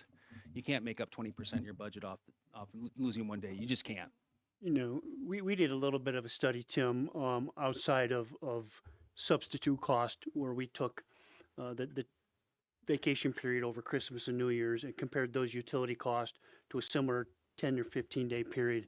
And there was minimal difference in terms of utility savings in that. It just, lights are on, heat's on. And so we looked at what other areas of savings. Again, we're trying to negotiate in the transportation contract that there is a 4-day week. We get a bigger discount recognized on day 5 versus our current contract. Yep. So we're already planning that if the board would choose to do this, at any contracts that we're negotiating, have a clause in there. What is very specifically, what is our savings if we go to a 5-day or 4-day school week? For every day we don't run the buses, what will be our cost savings specifically? So we're already working ahead on that, even prior to this coming up. That was our plan because we thought in the next 5-year bus contract that it might be something that's going to take place. Well, because we have Harlow's in the back here. You know, when they hire somebody, they hire them based on they're going to offer them 5 days employment or some other arrangement like that. If that is changed midstream or not recognized or brought out in that RFP, then they're at a distinct advantage trying to make up that 5th day. Those folks may not stick around. So we have to be very explicit as we build that contract out how that potentially might happen. So example areas that you really have to be careful is all your hourly employees. Your teachers are going to be based on contract time, all those things there, but your hourly employees, if I'm a paraprofessional or food service worker or custodian, I'm used to working 40 hours a week or 30 hours a week, whatever it is, and that's set as my budget income for that month and that time. You can't just say you're going to drop 20% off those people. First of all, your days are going to be extended on the 4-day week with that. And that wage, which if people aren't seeing a similar net, it's very difficult for them to stay as an employee. So it does not become a recruitment or retention. It becomes the opposite of that. An area you have to be very careful about is your food service. Food service, you're losing 1 day of revenue. Your net revenue on that 1 day, you're losing that. So, and remember, if it doesn't break even, you have to supplement the general fund. So you have to plan, say, what happens if I don't? You have to have a plan in there to say that you can supplement that lost revenue. Because that's another area where they are used to working 5 days a week and you lose 20% of your pay. It's tough to keep the job. So that's a lot. Other questions? In dollar amounts, what is 3%? Every off the percent on our general budget is $250,000. That's why school districts operate pretty well. If you have a 1 to 2% deficit, it's controllable. 3 gets pretty tough, but when we jump to 5% because of the loss of 80 students, that's where it put us in a much faster, harder push what's taking place. You can manage a 1 or 2% and work through that pretty easy. But once you get above 3, it becomes a cycle. If you don't take care of it, it compounds, and in 2 years, you're in a bigger, harder hole to dig out of 6, 7, 8%, and that gets extremely tough. So that's why when you see something over 3%, you try to attack it as fast and as well as you can. So you don't have that compounding factor and you're making deeper cuts that you don't want to be making later. No, this is not a alternative reduction, but have you heard any input on the opt-out since the last meeting? Publicly from people, I hear like people are positive about that. It's easy to say. At Kiwanis, you could have heard a pin drop to a degree, okay? And the private information I'm getting here from people that says they don't think it's a good idea. I'm probably about 8 to 1 against, and just general comments. If there was an opt-out option, could there be limits put on that? Well, yeah, so your limit is put on. So you're going to have an opt-out with X amount of dollars with that. And if you don't need it, the board can choose to levy less than that limit at any time they want, or up to that limit within that time frame. So let's say you did a solve the problem opt-out. Maybe that's not the number we want to use, but 1.5 million. Solves a big chunk for a problem right now. You know, that's a $500,000 with that, but we only needed 0.3 of a mil. The board could say, hey, we're in a good position. We only need 0.3 of a mil. Next year, you only need 0.1 of a mil. We see a drop in students. Nope, we need 0.4 of a mil. You can fluctuate that as a board within that limit as soon as it's approved. Now, 2 ways of, not every opt-out goes to a vote. Almost every opt-out in the state of South Dakota does, though. Okay, it'll be petitioned for that vote. Okay, there'll be enough signatures for that vote to force it moving forward. Are they all 5-year opt-outs, or can you do different? I think you can do different. I don't remember the limit right off the top of my head right now. I'm sorry. I should have that number, but I just know most are 5 and then renewed, or And does that have to be a 60% of the vote in favor of it? I believe so. Sorry, I wasn't prepped for the opt-out as much, but yeah. So after we asked the crowd on the last board meeting that Tuesday night, my email got multiple responses that said, that is a terrible idea. Yep. Like my email just went opt out, bad idea. We had a lot of people watching that sent emails to us that said they wouldn't support an opt-out.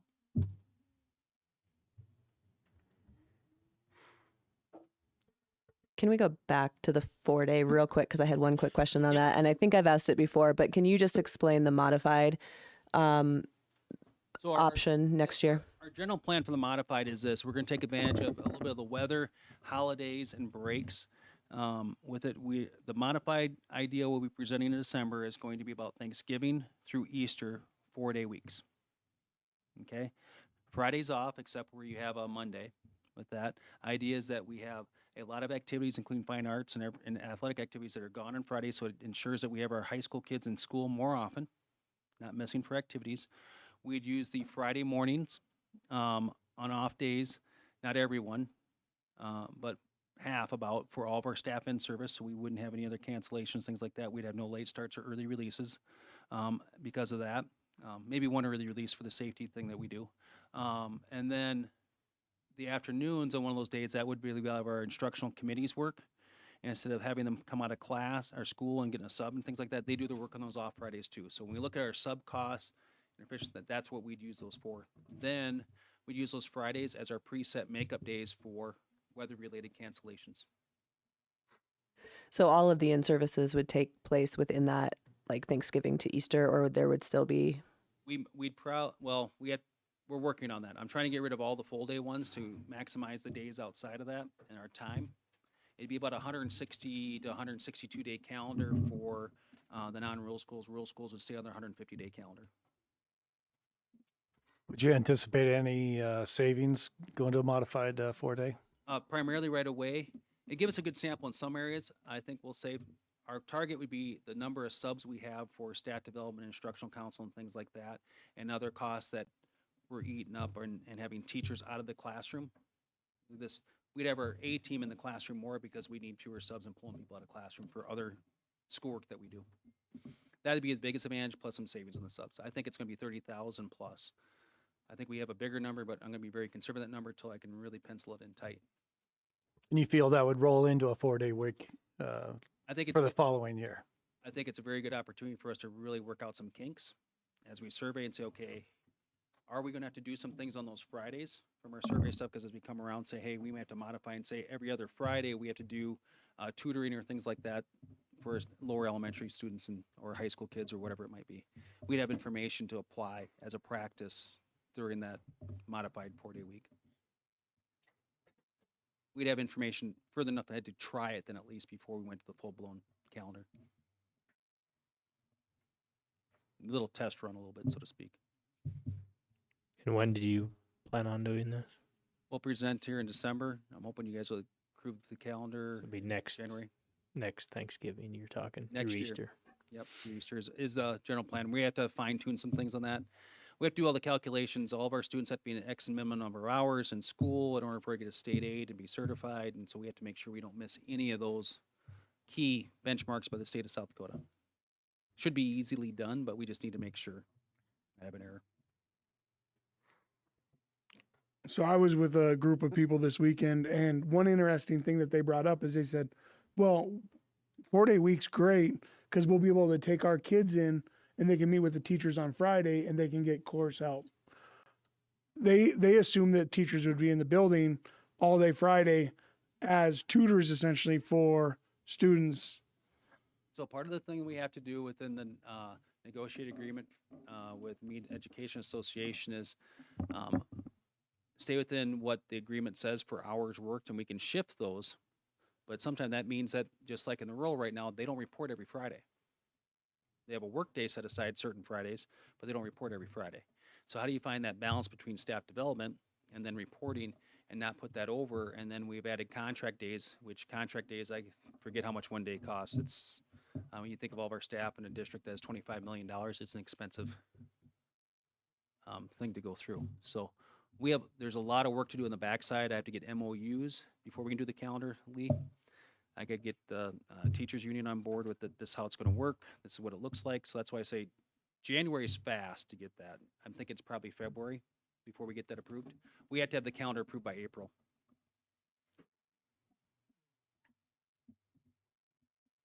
I know Brett touched on this a little bit earlier when he went over the, excuse me, 5-year capital outlay plan, but we're making decisions today and then, of course, in the coming months, and the legislature hasn't started yet. Like, things in this list are directly going to be affected potentially by decisions made I can give you at the state level. a little information on that. It's going to be in my board report, but I can do it now just so it ties together. So things that we have to be thinking about in the future that's going to possibly, I see. Oh, there you are. You still moving around at me.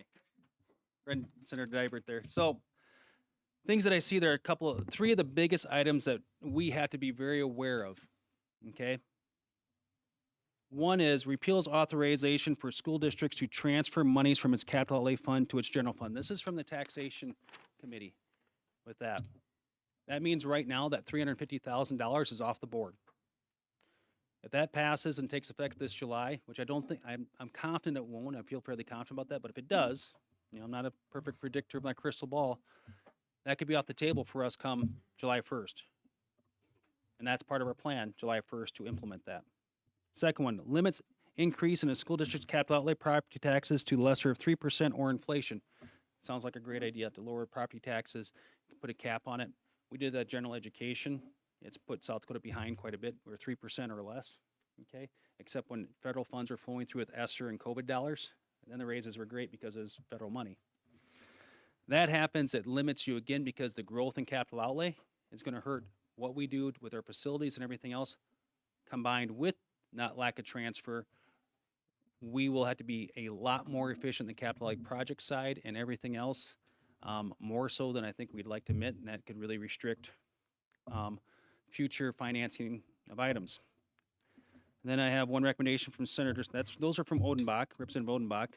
Senator Sue Peterson would like to have all capital outlay certificates issued by a school district must be approved by an election. So how we currently finance, CMCS and Stage Barn. The board had levy authority. Board authority by law to levy. And you can go out and you can levy capital outlay certificates for debt. That was probably a pretty good debt issuance for those two areas. Okay, you didn't have to go to voters. Can you picture right now convincing people across the district to say we should have put $1.8 million at Union Center,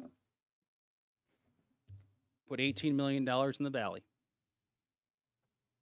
Okay, that's almost $20 million, and I gotta get 60% approval. But yet the board has the authority to do this within taxation limits to make good decisions for the education of students and facilities on that. And the idea to that one right there is to completely take away your board authority and put it, which is great with voter approved stuff. I'm not opposed to that. But at 60%, you'll have a difficulty of building another facility. But what it will do, force you to do is maximum levy all the time to build a very large nest egg in order to make it to pay for stuff.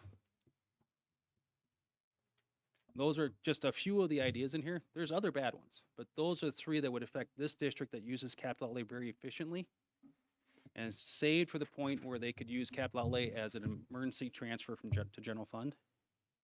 For that, I've said this before, the last meeting, who we elect matters. What happens in your school district, whether it's me sitting in that chair or somebody else or who's sitting at this board, it's a big deal.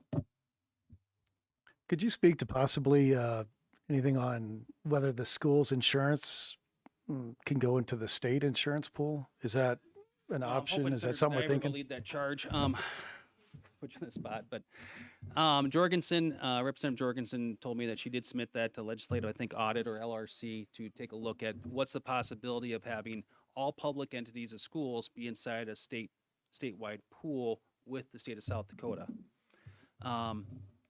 That's a lot of valuation of property for insurance. So it'd probably be the most efficient use instead of having the ASBSD trust pool, and then we have EMC, and there's only 2 or 3 that do this.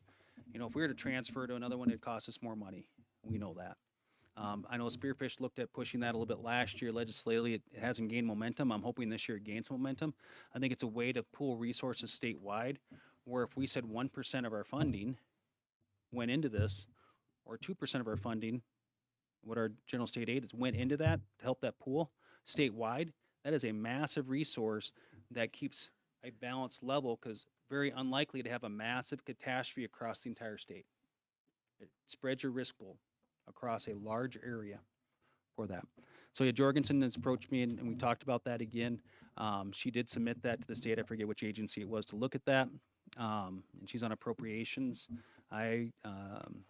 Representative Darby, talked to him on the phone the other day, and I mentioned it to Tim also about that. He's head of appropriations. So that, I mean, that's where you're starting to look at, and a lot of these ideas like this take years to resolve, so you continue to push until you can get hopefully something that's positive for everybody. So we'll continue to do that. I would not expect a quick fix unless Senator Dybert's going to throw his weight behind it, right? But yeah, those are the things that working in motion long term. I started last year a little bit. The push started last year. Other questions? I'm sorry to hash this out again. Going back to the 4-day school week, I just want to make sure that I have a crystal clear understanding.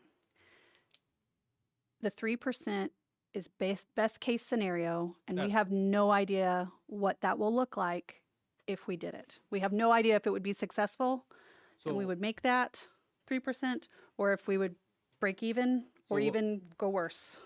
So that's why it's important to plan this well and survey your parents and families and your business communities and everything else that's taking place. Because picture if I'm a business owner and I need hourly employees, but yet they stay home on Fridays. I'm an employer that's short workers.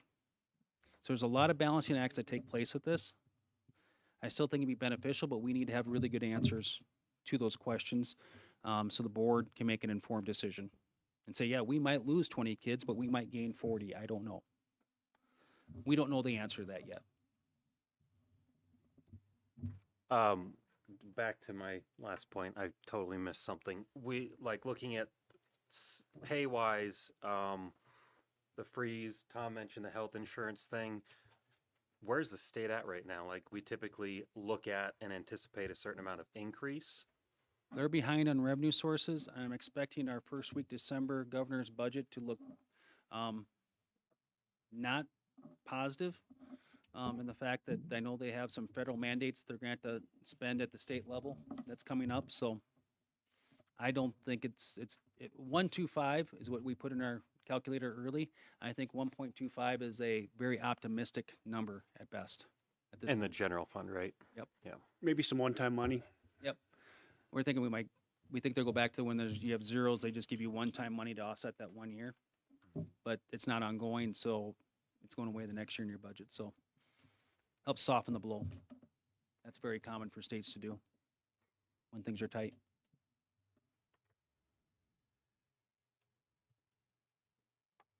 Yes, I'm a bearer of good news.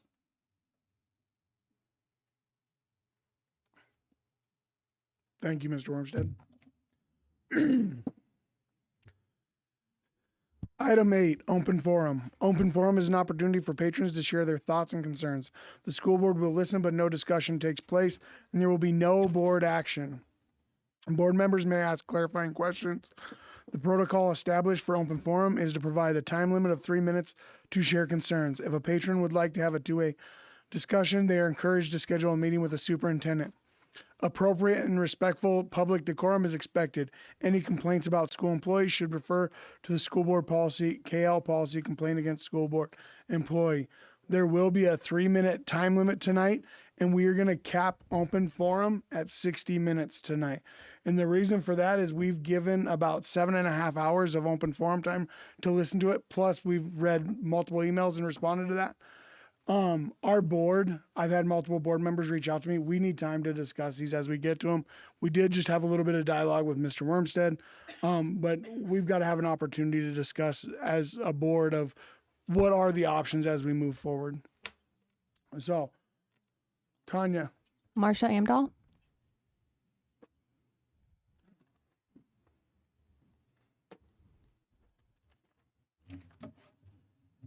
Hi, like she just said, my name is Marsha Amdahl, and I am a resident of Meade County. I'm also a caring and concerned grandma, and I really feel the seriousness of what's going on. I hold in my hand a copy of the Constitution of the United States of America.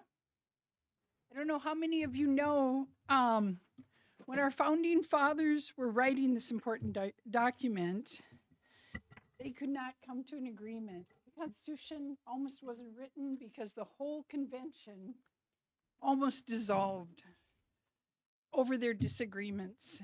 It was at this time that Benjamin Franklin, the wise old statesman, stood and said, and I quote, "Unless the Lord builds the house, we labor in vain." We need to ask the Lord in prayer for wisdom, and I would like to personally offer a prayer for this meeting. So if you join me in prayer, I'd really appreciate it. Dear Heavenly Father, thank you for the privilege to gather peacefully and make important decisions. We ask for your wisdom and guidance. We know that God cares about every child and their education. We also know that God governs in the affairs of men, and we pray that the wisest decisions will be made by the school board, administration, and parents, so that each child can grow to their full potential. In Jesus' name, amen. Thank you.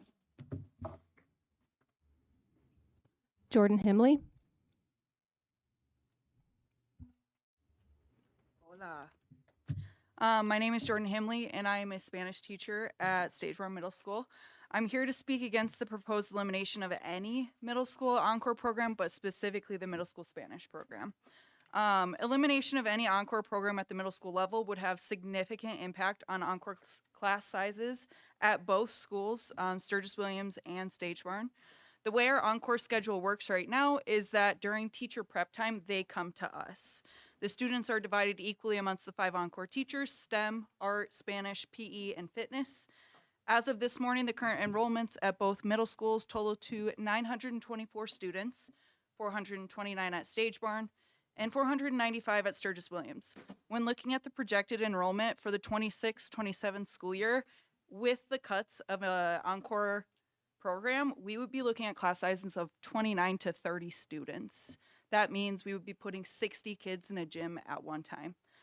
Research has proven time and time again, large class sizes impact student achievement, student safety, and many more things. Speaking directly to the elimination of the Spanish program, I just wanted to communicate some data points and other information regarding my program. My entire 5th through 8th grade curriculum costs $199 a year. That's it. It is one of the most cost-effective programs we offer. Not only is it inexpensive, but it contains highly engaging lesson plans, videos, and more.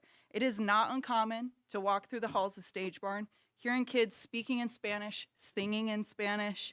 The content is just incredible. Just last week, without any prompting from me, in my 6th grade Spanish class, I played a music video and kids started singing. Like, I didn't have to do anything. They just said, "Can we sing?" Absolutely. I recently heard from a parent, their son was teaching them how to say things in Spanish, quizzing them, and then just said, "I just really love Spanish class." Siblings share content with each other. Families are connecting over my class. In addition to teaching Spanish classes, I also run an after-school Spanish program. This is not a paid position. It's just something I do to continue to invest in our students. Currently, we have over 40 active members. That makes Spanish Club the highest attended extracurricular club and the 3rd highest attended extracurricular activity at our school. The only 2 that outrank it are 6th through 8th grade track and field and 7th and 8th grade girls volleyball. Spanish Club has the 3rd highest. It's clear data. Students love the program so much, they want to willingly spend another hour with me after school just to work on it. For those reasons, many more, I just feel like eliminating any Encore at the middle school level would just be a complete disservice to our students. I know tough decisions are going to have to be made. I do not envy being any of you right now. But the sheer amount of students affected is a lot. So thank you for your time. Thank you. Terry Berry.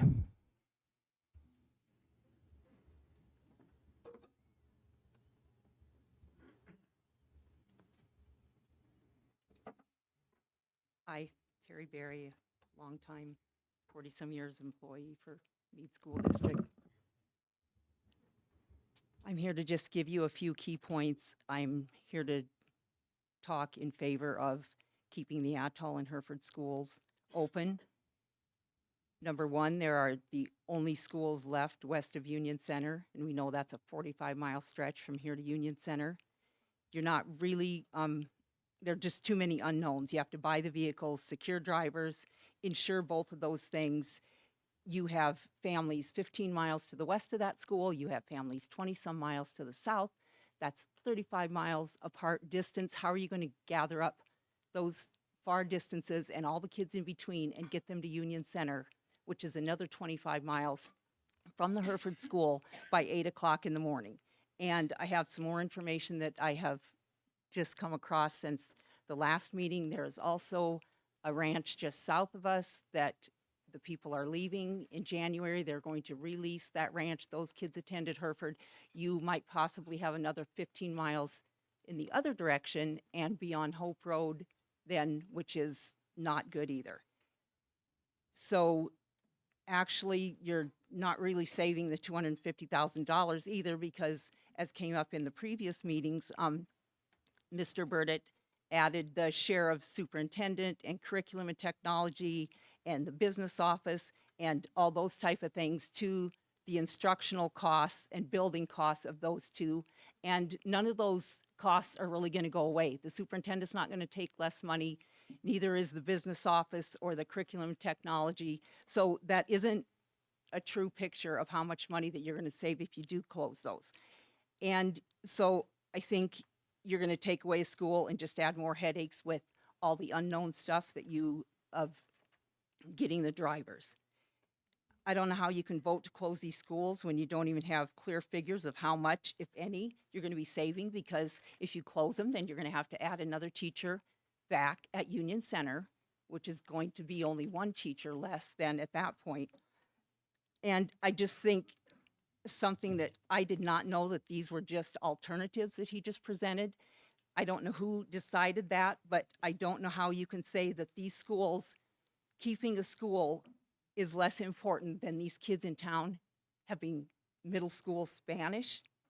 Why is that more important? Why is there, 2 PE teachers that you could reduce, but instead you're going to close 2 schools completely? The middle school activities director position.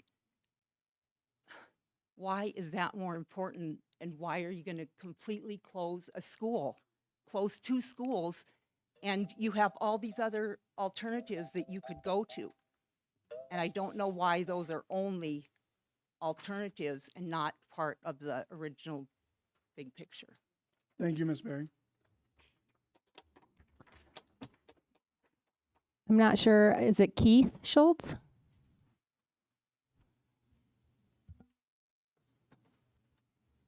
Keith Schultz. Oh, so I just had a couple things. I think every one of you school board members were elected here to do your best for the students in this area. And I've asked a couple times about what the benefit to any student is if you get rid of the Whitewood 5th grade and send them to Sturgis. And I have never been given a benefit to those students. And so that's the hardest thing for me to get around, is we're here for the students. That's the number one reason we're here. And by eliminating 5th grade and sending them to Sturgis is not to their best interest. All the research shows. And so I don't believe that should be the vote today. And that's all I got. Thank you. Thank you, Mr. Schultz. Shannon Arneson.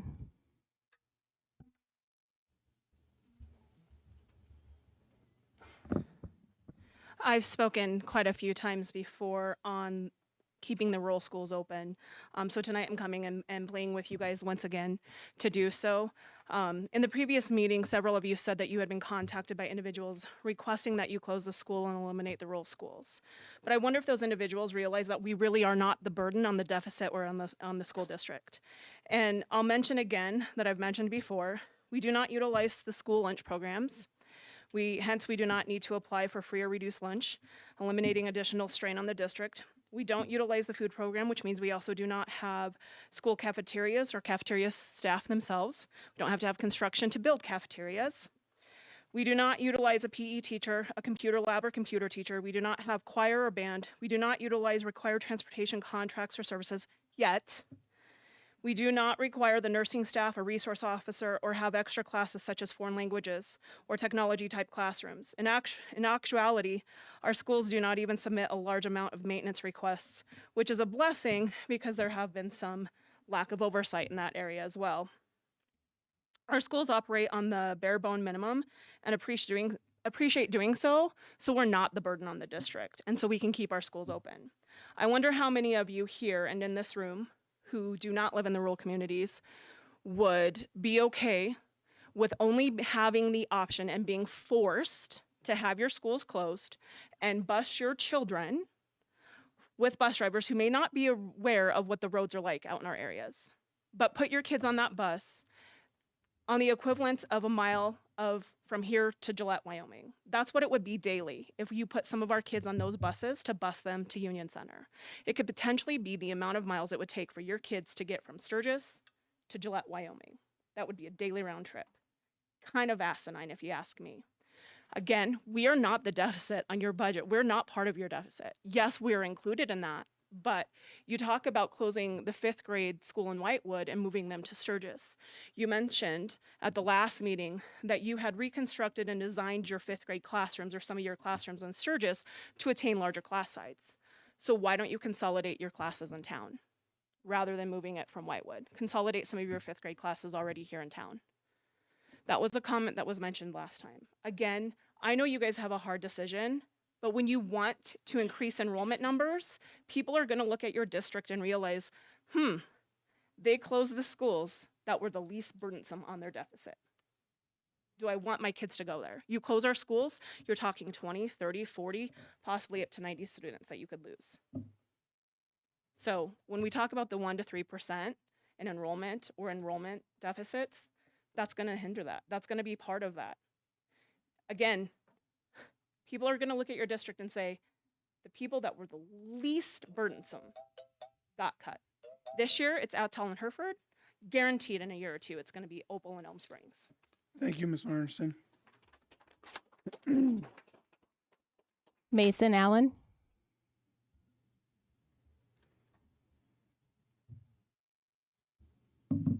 You want to grab the mic? Yeah, there you go. Hello, my name is Mason Allen. You probably remember from the last board meeting. Sorry, I was going to. Hola, me llamo Mason Allen. I'm a half Argentine, half American 5th grader at Whitewood Elementary, and I want to start by saying thank you. Thank you for the long meetings, the hard decisions, and for caring about the students in our district. I know this year has been really difficult. I'm still a kid, so I don't understand every budget detail, but I do understand this. Schools are here to build education. It's confusing when we talk about fixing a deficit by taking away the very things that build education for kids. I've also heard people say that the deficit is about the same amount as the new football field. I'm not against sports. I love cheering for our teams. I just want to speak up for the classroom first. I don't love the idea of Whitewood Elementary losing 5th grade. Whitewood has been a great place for me to learn, but if you decide that moving 5th grade is truly the best way to protect learning for the whole district, like keeping our rural schools strong or adding more extracurricular activities that help kids grow and help us stand out for colleges, then I would accept that. I just want to know that the trade is really for more learning, not less. If changes have to happen, I have 3 simple requests. Put classrooms first. Keep class sizes reasonable, protect teachers and aides, and make sure kids who learn fast and kids who need extra help both get what they need. 2. Grow opportunities, not just make cuts. Universities and future employers look for things like robotics, music, arts, debate, STEM clubs, and service. Please make sure any plan we choose opens more doors for students. Be clear with 3. Be clear with us. If something has to go, tell us exactly what we gain in return. How many more students get served, which programs get added, and how learning will improve across the district. I'm grateful for Whitewood. I'm grateful for our teachers and our principal. I'm grateful for all of you. Thank you for listening to a student's point of view and for doing your best for every kid. From our smallest rural schools to our biggest campuses, please choose the option that grows learning the most. Thank you.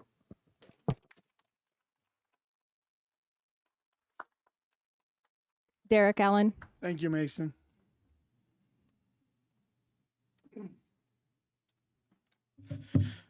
I didn't want to speak, and nor did I want to come tonight, but Mason made me. So I want to first off, I thank you for your service. What made me speak tonight was that report card. Financial stewardship is essential, but so is academic performance. The report card showed 5th grade proficiency, 53% ELA, and 41% math district-wide, versus the 90% and 94% at Whitewood. I know this because that's why I chose that school for my kids. My question is, why wasn't that asked by any of you? Why wasn't that asked about the rural schools, what their scores were? You have a hard choice tonight, but it's not just financial, it's also academic. Why did the question, all the questions came about when the money was, not when the academics were. It's a two-way place for you guys. Can an academic impact statement showing how the proposal will maintain or improve 5th grade outcomes be published? Please review the rural schools' 5th grade scores before you make a vote. I've given you Whitewood's. Let's find out the rest. And actually check mine because I don't have the resources you do.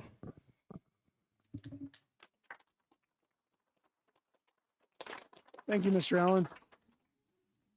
Raylan.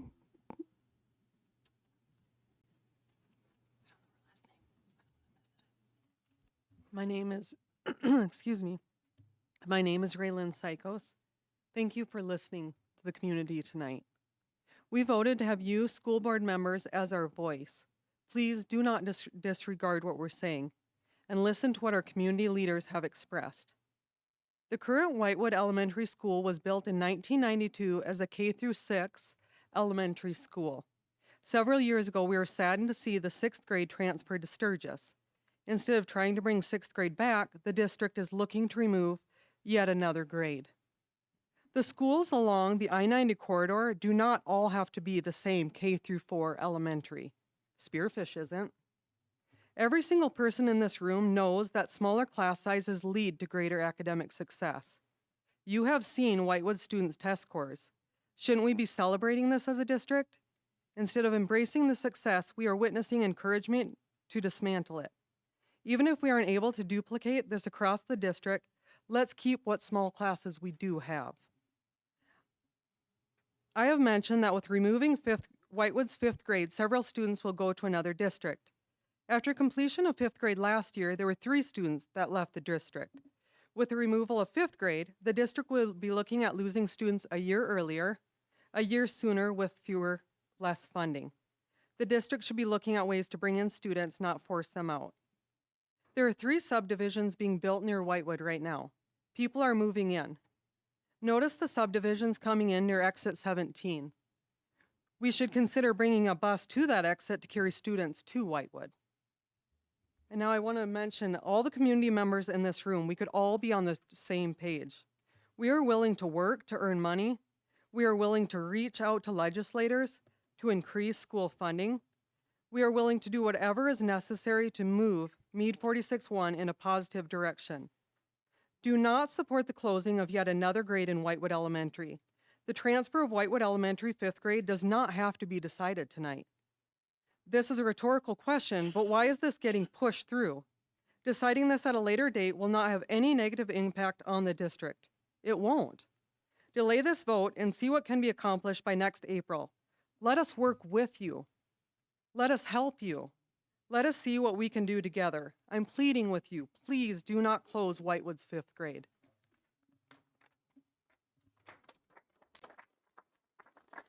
Thank you.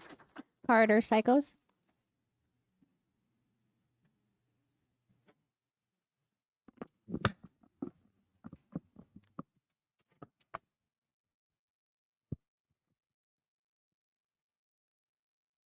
Hi, my name is Kodo Psychos.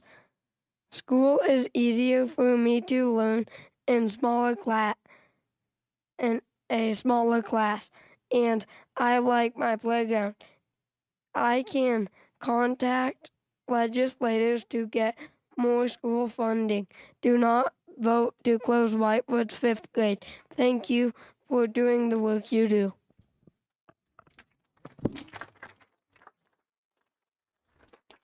Thank Carter. you, Carter. Carter Molman. I'm sorry, Julie Molman. Okay.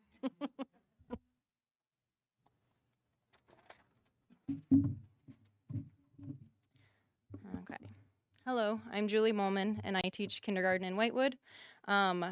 First, before I get into my spiel, I just want to extend my appreciation to you, Scotty and Tom, for accepting the kids' invite to come over to Whitewood and see us in action for the day. The student council was buzzing to give you a tour, and so we really appreciate you. The teachers and the students really felt seen and valued, and we needed that. So thank you so much. And then to the rest of the board as a whole, I would like to ask you to postpone the vote to cut 5th grade in Whitewood. We have received alternate reduction options from Mr. Wormstead tonight that have yet to be considered and talked about. With the cut of 5th grade affecting our enrollment so drastically, I think it's only fair to weigh all of our options first, giving them all the amount of thought needed to make the best decision possible. We will be losing the 5th grade student numbers as well as siblings from other grade levels in our building. So this decision doesn't affect just the 5th grade, it's affecting the school as a whole. I think it's worth taking the time to make sure this is the cut that you really want to make rather than some of the new ones maybe being presented to you just tonight.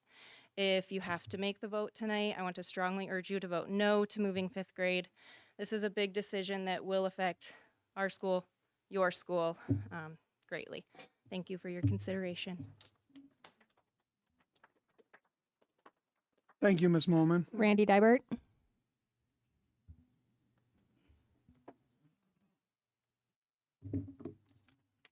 Thank you. I'm Randy Dybert. I'm the senator from District 31, and I was here to speak about a personal item tonight, but since your superintendent threw me under the bus, I'd like to make a few opening comments. Number one, we expect the budget for the governor's budget to be pretty flat this year, to answer that question. Number two, the items that your superintendent mentioned, I voted against. I was on the summer study. He forgot to mention a big one, which was introduced by Senator Chris Carr, Representative John Hanson, and Senator Taffy Howard to cut the state budget by 5%. That would be about a $40 million blow to education. So that limped out of the committee too. If you listen to the committee, you'll notice that many of them limped out of there with a 9-5, 10-6 type vote. And having been in a summer study every year I'm in the legislature, that's not a good sign. They don't have a lot of momentum. So we can fight hard to not make these cuts, not only to school districts, but to counties, and not make you take every opt-out to a vote, and not have the increased vote. We can work with those items. So I just wanted to get that straight for the record while I'm here. Now, if I may, I'll go to why I'm here, really came tonight. First of all, why is a person that lives in rural Lawrence County here? Well, I have 4 school districts in my Senate district. One of them is your school district. You all know that. And I'm also a grandparent of 2 students that you have in your Whitewood school. And the other one just went to another school because she's outside the grade levels. All of us, including the board, including educators, including the superintendent and administrators, parents and grandparents, are responsible, and the students are responsible for educating our students. Having been on your side of the table for many years as a county commissioner looking at budget cuts, I understand what you go through. Believe me, it's always difficult. But we are responsible for that education. Unfortunately, in the changing world, we're also responsible for the health, safety, and welfare of our students. And the big one that I think of is safety. So when you look at Whitewood School and you take their principal, full-time principal away, what safety can we offer those parents to continue to bring their students to that school? What are we going to do when there's an event? That's the world we're in today, folks, unfortunately. So who's in charge of the safety drills, the fire drills, mitigating some type of threat on the school without a principal in there to take charge? I really believe you need somebody in charge of a school, and administrators, a lot of that.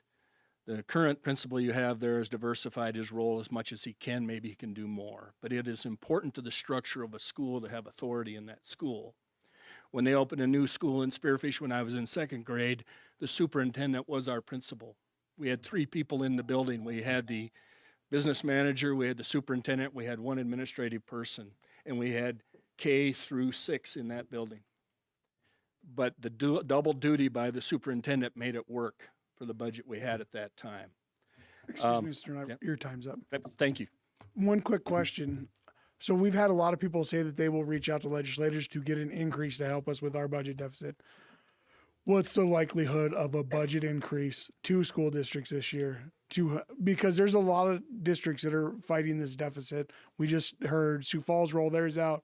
Spearfish has rolled theirs out. Like, we're not the only school that's fighting a deficit because we're coming off of the abundance of federal funding. What is the likelihood if everybody calls into the state and says, we need to increase student funding, and we know tax funding is down?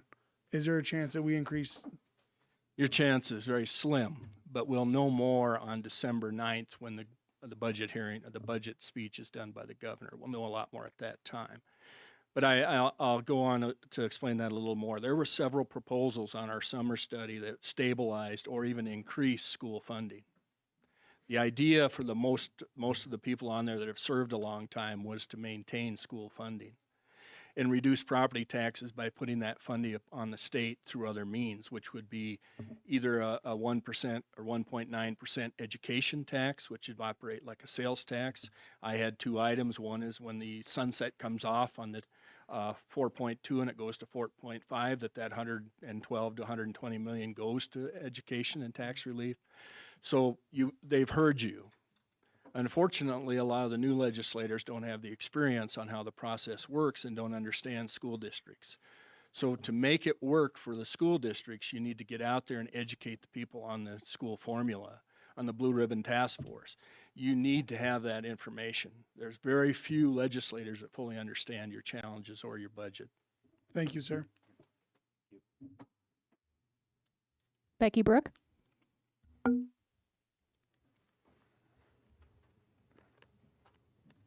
I also wanted to thank the school board members who came out and visited Atoll School. Thank you. We appreciate that a lot. I wanted to point out once again how critically important it is to keep our rural economy strong, especially considering how much property taxes come in to help support the school district from the agricultural property. If we close Atoll and Hereford, the loss of 2 teachers and 4 paraprofessionals will be a heavy blow to young families that are struggling to remain in the country. Keeping those jobs means stability for people to stay in agriculture. Perhaps it is not known as well as it should be that a majority of families in the rural rely on a secondary income to put food on the table. The 4 paras and 2 teachers are critically important jobs for our rural economy. I ask that the school board move to sell on auction the old abandoned Union Center school property to help balance the deficit. This also would help, not harm, our rural economy. Selling this property would not only provide needed revenue to the district, but it would open an opportunity to boost, not harm, our rural economy. Thank you for your efforts to consider what is truly best for our families. Maybe selling an unused piece of land could mean Hereford and Atoll could stay open. Thank you, Ms. Brooke.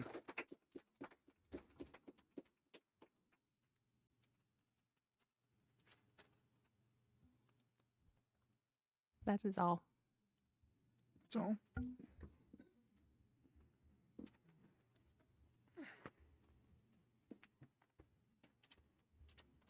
Item 9, action items. 9A, move Whitewood Elementary 5th grade to Sturgis Williams Middle School. Superintendent Wayne Wormstead is recommending to move 5th grade from Whitewood Elementary to Sturgis Williams Middle School. This change is part of the ongoing efforts to align grade levels across the district and ensure efficient use of resources. The recommendation is to approve the transition of 5th grade from Whitewood Elementary to Sturgis Williams Middle School for the upcoming 26-27 school year. Do we have a motion? Okay, I'll make the motion. Terry makes the motion. To move the 5th grade to the Williams Middle School. I don't do it. Ooh. Took a lot of thinking, truly a lot of thinking on all, all the decisions that we make. But with that, at this moment in time, I think it's the best interest of the district. If the circumstances change, I would like to reconsider this particular move. But I'm not sure exactly what kind of circumstances those are and stuff. But I believe in this moment, at this time, it's the best decision for the district. So we have Terry with the motion. Do we have a second? I'll second. Brian with the second. Open for discussion. I'd like to say that the leadership in Whitewood has consistently pointed to new growth in the community, while business leaders are telling us that they are recruiting younger adults with families to fill their long-term positions in the area. By highlighting Whitewood Elementary School for its leadership, its educational excellence, and strong community support. Moving the 5th grade class from Whitewood Elementary School to Sturgis Williams Middle School does not provide sufficient savings to justify the short and long-term harms to the students, the community, area businesses, and the district as a whole. I encourage my fellow board members to vote no on moving the 5th grade class from Whitewood to Sturgis. Thank you. Wayne, can you give some context or background to shifting grade levels, specifically targeting 4th and 5th grade within the district, like last 5 to 10 years? So specifically, you're looking for our grade class sizes, or I just No, like within the last 10 years, how frequently have we shifted 4th and 5th grade classes between different buildings? Prior to my time, we have not shifted anybody. I've been here 4 years. I could not probably pinpoint off the top of my head in the last 6 prior to that. I think 6th grade happened prior to 17, I believe, that moved over. 5th grade to this building. Was that at the same time that we 7 shifted the 5th 7 and 6th from Piedmont to? Yep. So you had major movement when Sturgis Elementary was the largest elementary school in the state with 700 plus kids. Then PVE was actually built, and that shifted that population there. And I believe you moved 5th grade into the Williams building once it was remodeled. So that left also Sturgis Elementary, I believe, at that time. But I would need a little more history on that, maybe from Brett. Yeah, Sturgis Elementary was over 700 kids. Piedmont was around 650. Both buildings were at capacity. Sturgis Williams Middle School was full. So the decision to build Stage Bar Middle School was kind of a 3-pronged approach. One, to provide relief at at Piedmont Valley Elementary. The Williams building was remodeled the first time to bring the 5th grade students down to provide that relief for Sturgis Elementary. And so that's probably the biggest shift there between those grade levels. The second remodel came here with ESSER money when those classrooms were actually increased in size to give them more space upstairs.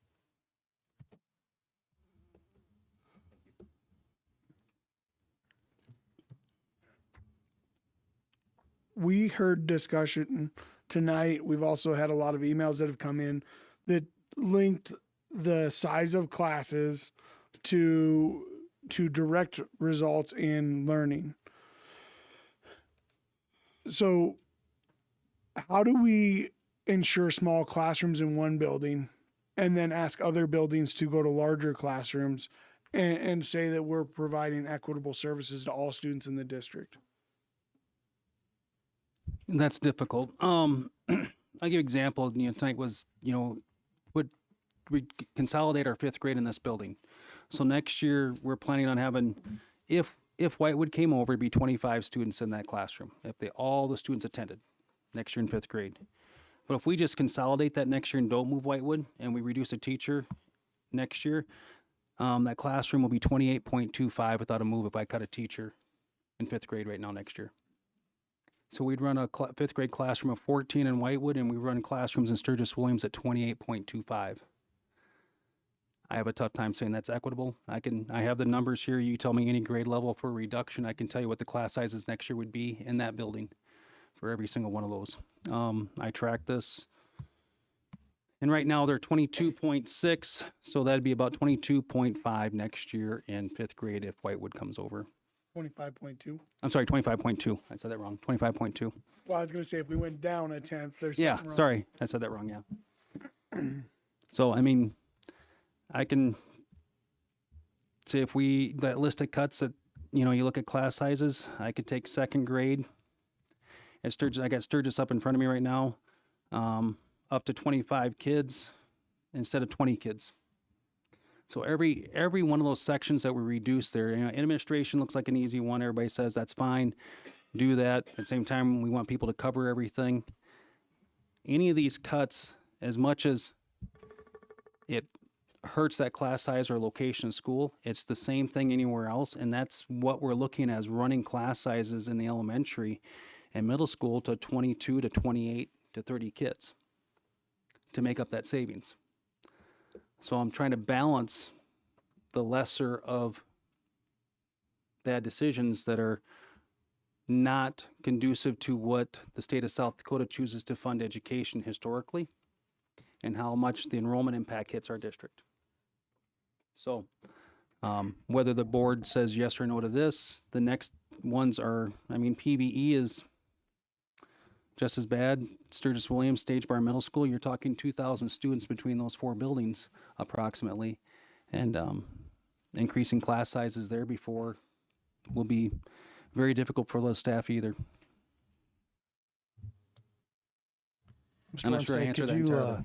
Could you talk a little bit about if we reduce the class size in the 5th grade and move them over to Sturgis,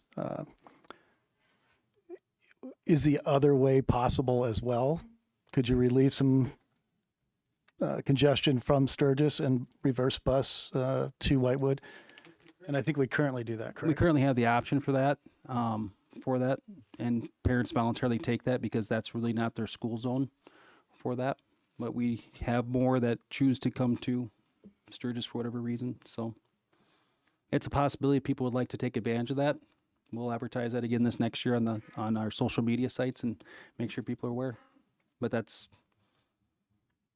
don't know if that's going to make a difference or not yet. And I can speak to some of the stuff. If you read our census study online that we did in 23, there's a lot of developments coming in, but the affordability factor for homes and interest rates are driving out of young families' reaches. And what you're seeing is a lot of people who are my age bracket, 50 to 55 plus, buying homes because they're at that point in their income, and they may be like, when I moved here, I had 1 student left of my 3 children in school. For that, it's becoming, whether we like it or not, our market out here is making it very unaffordable for young starting families to move to the hills. If that was different, 22 and interest rates were low, houses are on the market for 24 hours because interest rates make a payment. People are payment buyers for homes. Does it fit their income? Does it fit their monthly budget? And we're seeing that being pushed right out of our young families' reaches right now in our communities, unfortunately. Yeah, we are hearing from business leaders in the area that they are hiring young families at good paying wages in the Whitewood area. I think that's something to consider. Have we seen the enrollment this last, like the trend the last 3 years? I don't have it right in front of me. I was looking for it. What's that showing? I think it went up a little bit this year, but it's pretty steady. It's steady. 5 years ago, pre-COVID, it was about 80. It's gone to, you look at K through 5, up to 112. If you take out the homeschool population last year, it's 102 this year. Last year, with the homeschool starting up, we know those numbers are a little blurred, but it's about 100 K5 plus a preschool over there that's funded by Title I.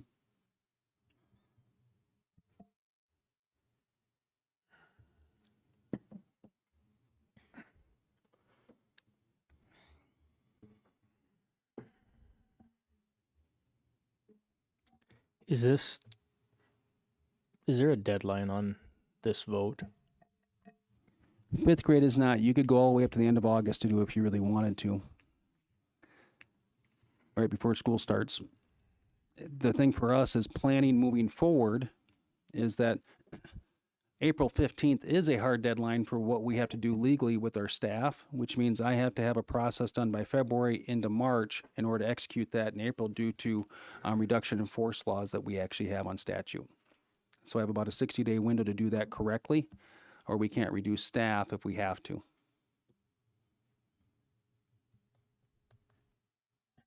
We're hoping we don't have to with retirements, but it sets the table for what we need to do, have to do moving forward. So this is one of those decisions that we had put earlier on the agenda. So we knew with the retirements coming in February, January, what options we had. Yep. So anything we do now helps set the table for us to make better informed decisions January and February. How many early retirement incentives, example, we have set right now 7, but if we had 2 or 3 more that came in that we knew we could absorb those positions, it would put us in a much better position moving forward in future years, and also may eliminate us from having to cut a teacher in a different area later.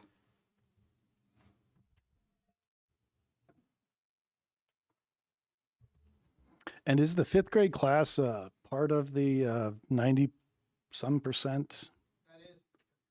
That is the 5th grade class in Whitewood. There's the scores.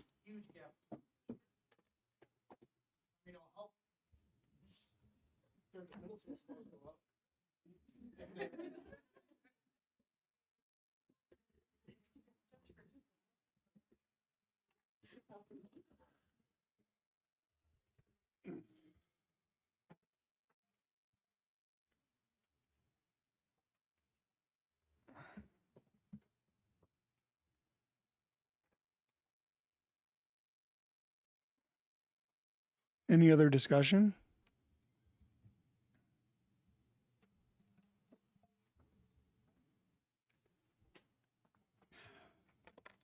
Hearing no other discussion, I guess before I do this, does anybody want to call for a roll call vote on this, or do we want to just vote? Yeah, let's do a roll call vote. So Tom is requesting a roll call vote. All of our roll call votes, tonight we will start with Terry and move down the line of the board with me being last. The next roll call vote will go Brian down to the end and back, and then Tim down and back. So Terry, Yes. Brian, Yes. Tim, No. Aaron, Yes. Lee, No. Tom, No. Megan, Yes. Scotty, No. Justin, yes, I have 5 yeas. I have 5 yeas, 4 no's confirmed.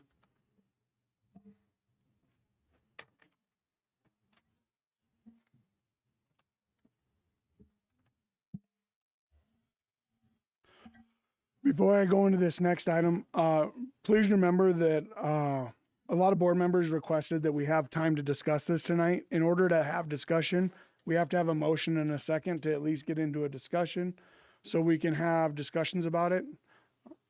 If there's no motion and second, we move on. So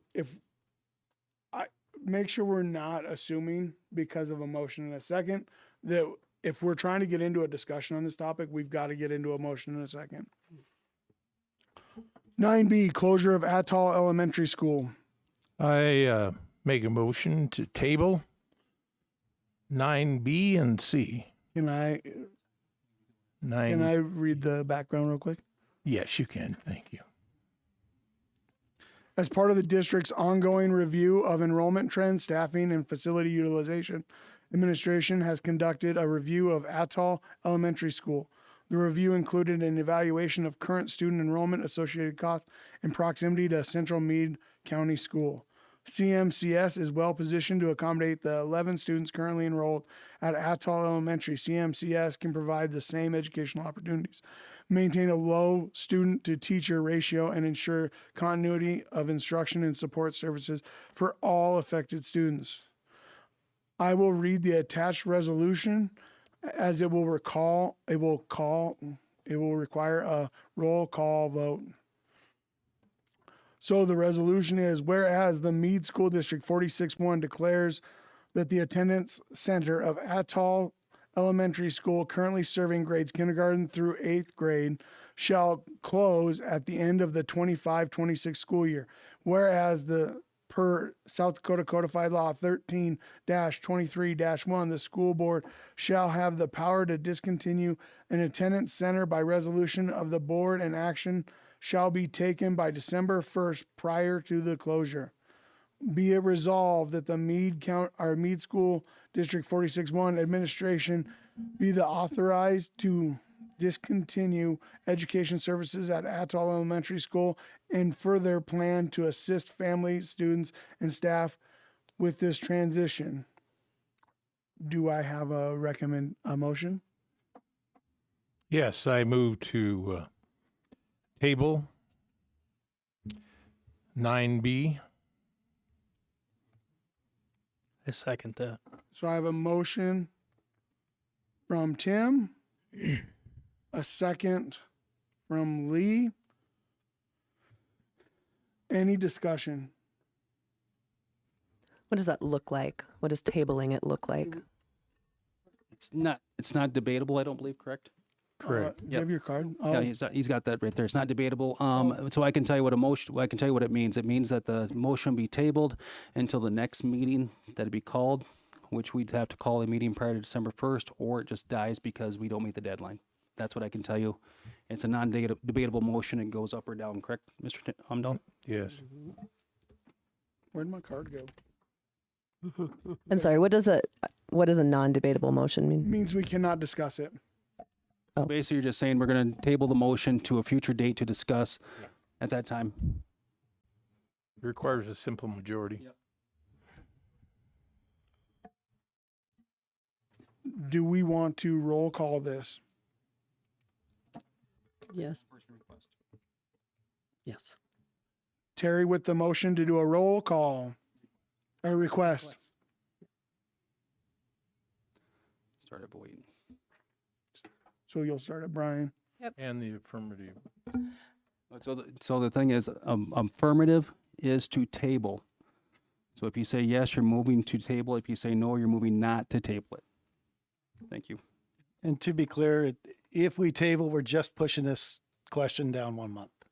Not 1 month. It's either 24th, probably. 2 Later weeks. this 2 month. weeks from today. Probably, yep.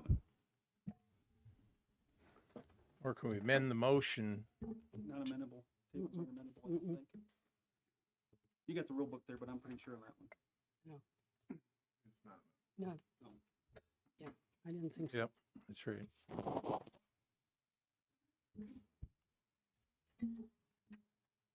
So if you want to start with Brian. Okay, This Brian. this is on 9B only, not 9B and 9C. Just 9B. 9B, We can one only at a do time. one at a The time. motion is to table. Motion's table, so a yes vote affirms tabling, no vote says we go back to the regular. Brian. No. Tim. Oh, Yes. Sorry, no. Yes.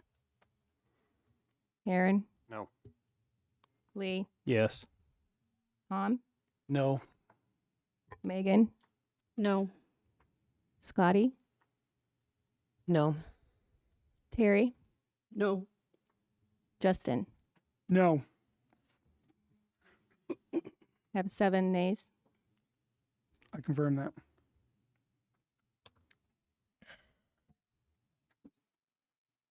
So now I'm looking for a motion. So moved. To Brian with the motion, Second. Terry with the second. Any discussion? Got something to say on that one. The closing of Atoll and Hereford schools is at best heartbreaking and at worst ineffective. In my opinion, we have neglected these communities by not providing them the support structures they need to maintain basic educational services. Meade School District 46-1 is a large rural district on the frontier with limited resources. I'm not sure if they can survive without direct support either from us or from another entity. I am sure, however, that without our support tonight, these schools have no chance to remain open, and that undermines the broader goals of Meade School District and the state of South Dakota.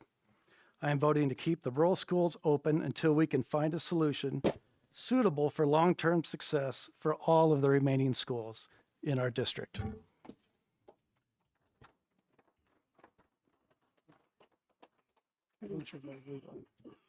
I guess the main reason well, I mean, there's a lot of reasons here, but there's other stuff on the table. And I've talked to most of you about it, that I have a hard time voting on something when we don't know all of our options. You know, I mean, we've got, and I'm not saying Faith is going to be even, I mean, we don't have 50-50 chance. I don't know. I don't know what our options are there, or is what our percentage of that working. But I can't vote for that. I mean, I couldn't anyway, but no matter where I was at or where I was from, I couldn't vote for that, not knowing what our options are from the other side. Because I think if that did work, I mean, it would be supported.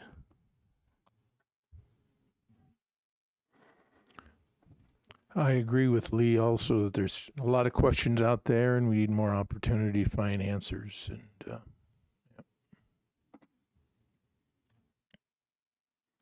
So without being able to suspend operations, then can you talk a little bit more about a close, reopen type situation? So the way the statute reads, it'd be closed, your resolution is closed for next year.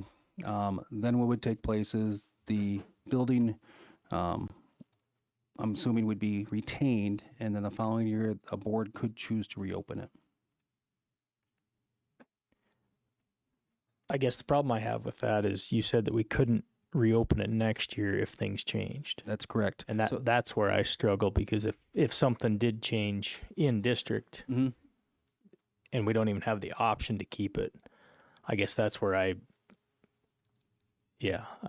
struggle with that, because it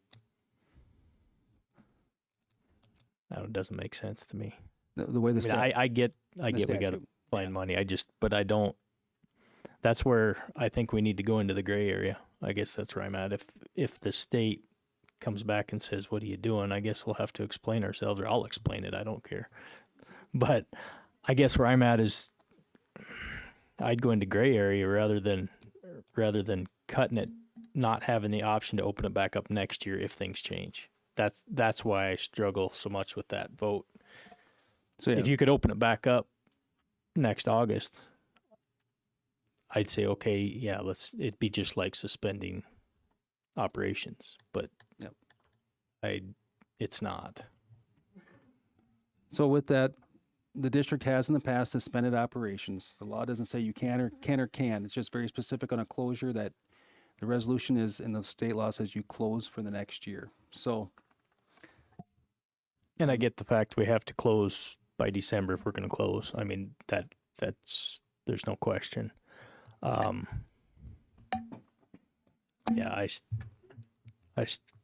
struggle with the fact that you can't open it back up. You have to be closed for a year. Maybe you fully explained this earlier, and I just didn't get it. But if we vote tonight to close these schools, would it be possible, if all things went perfectly right with discussing a possible redistricting with Faith, that these schools could reopen under Faith District next school year. Next school year, we will not have a reorganization plan done in time because it's 6 months out. As soon as you approve, to get that approved by the state, then you have an election after that. So realistically, I do not foresee a reorganization plan. I mean, maybe it's possible in a fast track, but to make sure people are informed of what it impacts taxes and everything else, done in time for next fall. Now, if this area is reorganized under Faith, it'd be Faith's school board's decision whether to reopen or in the future close or whatever else would that be under their control. So let's just, sorry, are you done, Megan? Let's just say that it got reorganized by next fall. Would Faith have the opportunity to open that back up, or is that a state? So it no longer be our building. My understanding be they have the right to start any school system they'd like to start. Oh, that Building. okay. Yep. All right. That did fall under if it got done in time and the state allowed, our reorganization got voted on time enough, they would be the school board of authority. They could start a school east. They could start ending back up. I mean, whatever, they'd be their choice is what I'm saying. We would be out of the picture. Whatever we did would be null and void at that time for them to make their own decisions.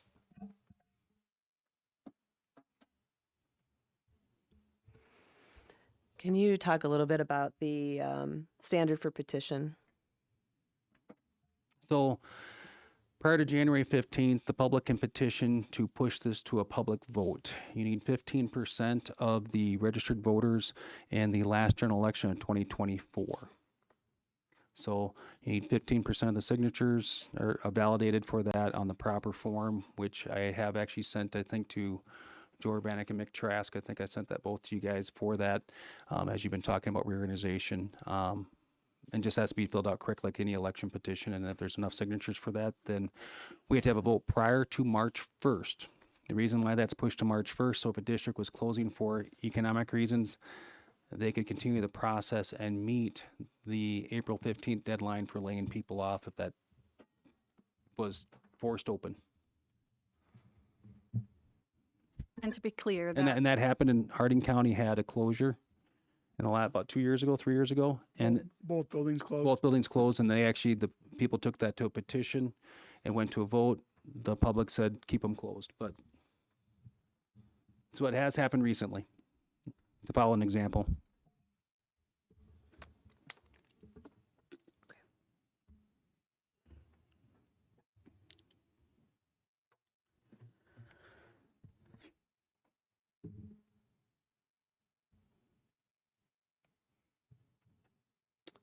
You want to call the question?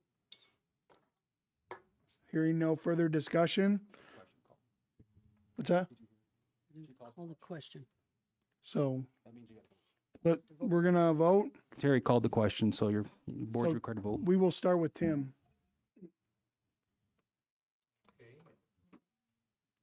A closure of Atoll. A yes vote is to close. A no vote is to keep it open. No. Aaron, Yes. Lee, No. Tom, No. Megan, yes. Scotty, Yes. Just Terry, Yes. Brian, Yes. Justin. Yes. 6 yays.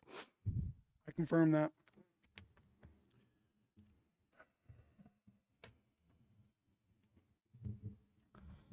Nine C, closure of Hereford Elementary. As part of the district's ongoing review of enrollment trends, staffing, and facility utilization, administration has conducted a review of Hereford Elementary School. The review included an evaluation of current student enrollment, associated cost, and proximity to Central Meade County School. CMCS is well positioned to accommodate the 9 students currently enrolled at Hereford Elementary. CMCS can provide the same educational opportunities, maintain a low student to teacher ratio, and ensure continuity of instruction and support services for all affected students. I will now read the attached resolution, which is required roll call vote. Resolution, whereas the Meade School District 46-1 declares that the attendance center for Hereford Elementary School, currently serving grades kindergarten through 8th, shall close at the end of the 25-26 school year. Whereas per South Dakota Codified Law 13-23-1, the school board shall have the power to discontinue the attendance center by resolution of the board, and action shall be taken by the December 1st prior to foreclosure. Be it resolved that the Meade School District 46-1 administration be authorized to discontinue education services at Hereford Elementary School and further plan to assist families, students, and staff with the transition. Do we have a motion? So moved. Brian with the motion, Second. Terry with the second. Any discussion?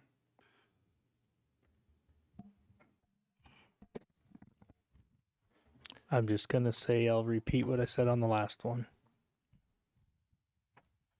I can answer that busing question with that. I did actually map out a route for that. It would actually drive, our pickup points would be Hereford and Alkali Road corner, back to Norder Road and back to Sturgis. It'd be a straight line shot on that piece on that.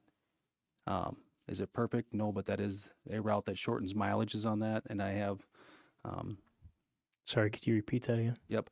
So we did head out to Alkali and Hereford corner, pick up families there, work our way back to CMCS with pickups meeting at the corner of Alkali Road and New Underwood Road on that. You do have the option of running further down New Underwood Road also. It is not a perfect situation, but that is where we're at with that area. Similar to what we do with our east and north routes out of CMCS, we have people that drive to those pickup points for that. I make a motion to Can we discuss indefinite. some more stuff here first before we make motions? No, I have the right to make a motion. I make a motion to indefinitely table this. It needs a second in a simple majority. Do I have a second? I'll second that. Lee with the second. And it's not debatable. Yeah, it's not debatable. Would you just read the rules and procedure on that since you have those in front of you? Because Sure. as much as I remember Robert's rules, there's little pieces I forget too. Requires a second, acted upon immediately and is not debatable, cannot apply to anything but the motion before the board at the time. It is not amendable, requires a simple majority for approval. If successful, the effect is to table a motion until such time subsequent to the current meeting that a member of the board moves, has seconded and has approved, a simple majority. A motion to retrieve the item from the table. The object of the motion is not to postpone, but to reject the main motion without incurring the risk of a direct vote on it.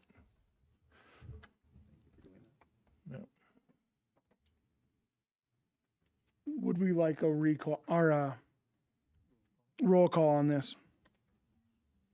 Yes. I would like a roll call vote. Terry called for a roll call first, so we will start with Aaron. You want to clarify? Yeah, clarify. A yes and a no vote? A yes is to table the motion indefinitely until it's come back per the rules of Robert's Rule of Order. A no vote is to cancel the tabling and go back to the original motion. Did I have that right, Mr. Amdahl? Yes. So we can't have any further discussion if. Nope, it's non-debatable. Until we vote. So basically what takes place here, a yes votes tables it indefinitely. A no vote brings back the original motion for discussion. Okay, no, Aaron? sorry, I said no. I'd like to go back to the other discussion. Lee? Yes. Tom? Yes. Megan? No. Scotty? No. Terry? No. Tim? Oh, sorry, Brian. Brian. Brian? No. Tim? Yes. And Justin? No. I have 6 nays. 6 nays. I confirm that. Original motion sits on the table for the resolution. So we will continue the discussion So considering the bus routes and the safety factors behind it, with your new bus route, the families that are being affected, how much more driving will they have to do on those roads? Some currently drive further to Hereford. Some drive some will be less. We have two families that are closer to Norwood than the bus stop pickup that would be still, and they drive past the bus stop pickup and go to Hereford. So it would shorten some mileage for the families, but some families would have to drive close to or about the same to get to those locations. Can you within a mile or two? Yeah, can you give us do you know how many miles that is that they're driving, or? I got. Mm.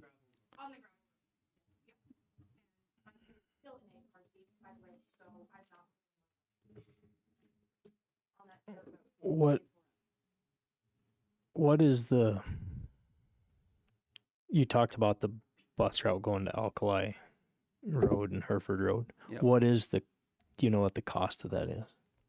So cost on that, because we defer the equipment cost to capital outlay with time and mileage and everything, $31,000 with that, because the capital outlay cost would not be a general fund hit, and our issue is within general fund. So the purchase of the vehicle would have to come on a capital outlay. So that's actually included. So I've factored in 3 hours a day for driving, the mileage of 25 miles one way out, one way back 50 miles, 100 miles a day. Put that wear and tear at $1.50 per mile, okay, on that, and added in the wages, including benefits on that. So $31,000.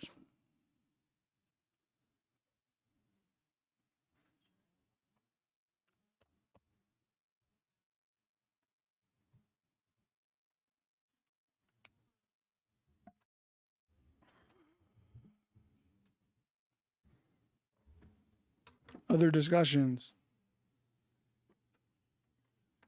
All right. Hearing no more. I would just like to say my attempt to postpone this was hope that we would have more time to study it, to see it, and allow them to function for another school year. And I hope the rest on the committee will consider that. And I know this is frustrating for everybody out there.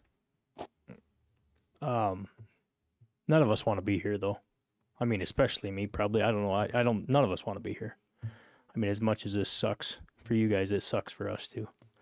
I mean, there's not a single person up here that enjoys this. I know that. And I know it's hard to look up here and think that, but this isn't fun for us either. Just to be clear.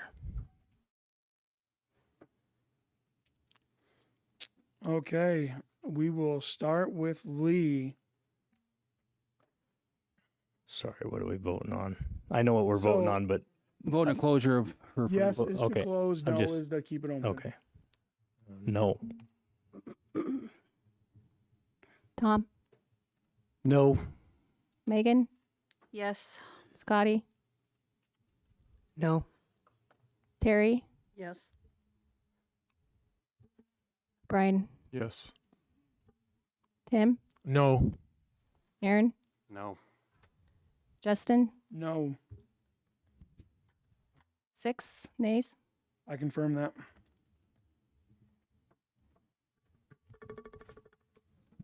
That cannot be brought up again this year, so you know that. So we won't revisit this.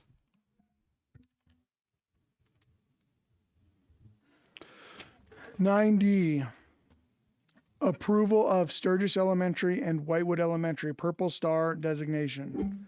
Recognize Sturgis Elementary and Whitewood Elementary as Purple Star schools. The proclamation on military children should be read prior to the vote on the approval as Purple Star schools. So I will read the proclamation and then we will look for. You want to give your voice a break and let Aaron read? Perfect. There you go. Absolutely, Justin. You did a good job. Yeah, thank you, first of all. So Meade School District 46-1 Board of Education resolution for the support of military children in, sorry, it's on, it's just not close. All right. Whereas our country owes the daily freedoms of the members of the armed forces, their family members, and loved ones who share in their service and sacrifice. And whereas we celebrate the exceptional service, strength, and character of military-connected students and families in the Meade School District 46-1. And whereas we acknowledge that military families face unique challenges due to deployment, reintegration, service in combat zones, and frequent relocations based on duty assignments. And whereas the Meade School District 46-1 Board of Education affirms the commitment to providing the resources and programs to support military-connected students academically, socially, and emotionally. And whereas the Meade School District 46-1 Board of Education calls for the continued creation of opportunities for military families and community members to purposely partner with schools in supporting student achievement, aspirations, and social emotional development. Now, therefore, be it resolved that the Meade School District 46-1 Board of Education officially supports all military children and families, and be it further resolved that the Meade School District 46-1 Board of Education encourages all school staff and community members to initiate, support, and participate in appreciation activities designed to recognize the exceptional role and unique sacrifices our military-connected youth make in our nation's best interest, and be it further resolved that a copy of this resolution be placed in the official minutes. We need a motion, right? We need Make a motion. motion to approve. Brian with the motion. Second. Lee with the second. Any discussion? All those in favor say aye. Aye. Opposed, same sign. Motion carries. 9E, Sturgis Brown High School East Campus Grazing Lease. The Sturgis Brown High School East Campus Grazing Lease with Denny and Doris Lowing is set to expire on December 31st, 2025. To ensure fairness and transparency, Business Manager Brett Burdett recommends that the board open the lease for public bids. Do we have a motion? So moved.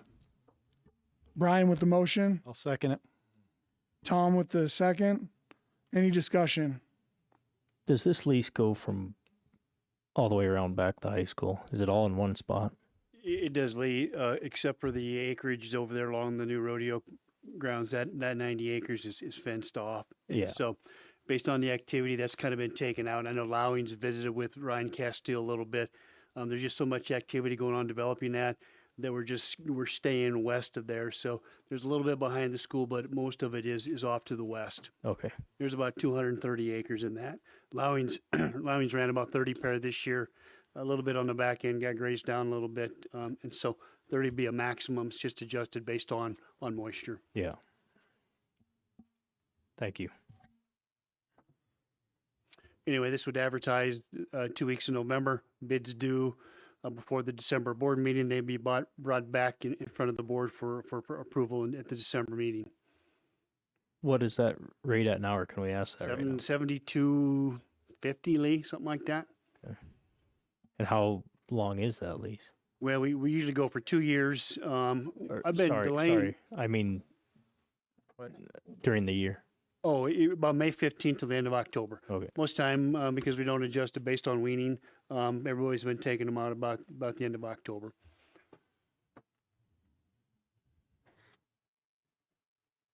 All those in favor say aye. Aye. Aye. Opposed, same sign. Motion carries. 9F, American Education Week.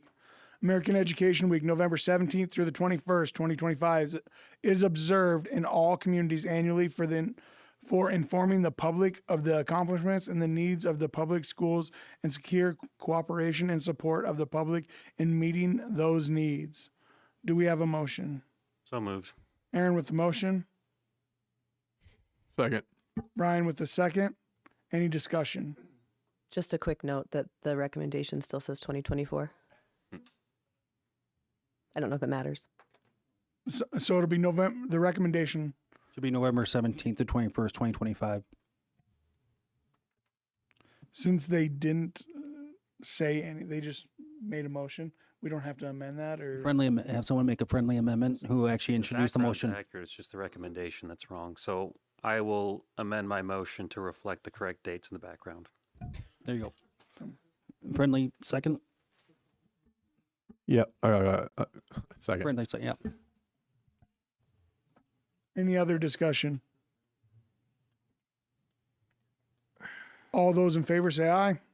Aye. Opposed, same sign. Motion carries. 9G, December Legislative Roundtable.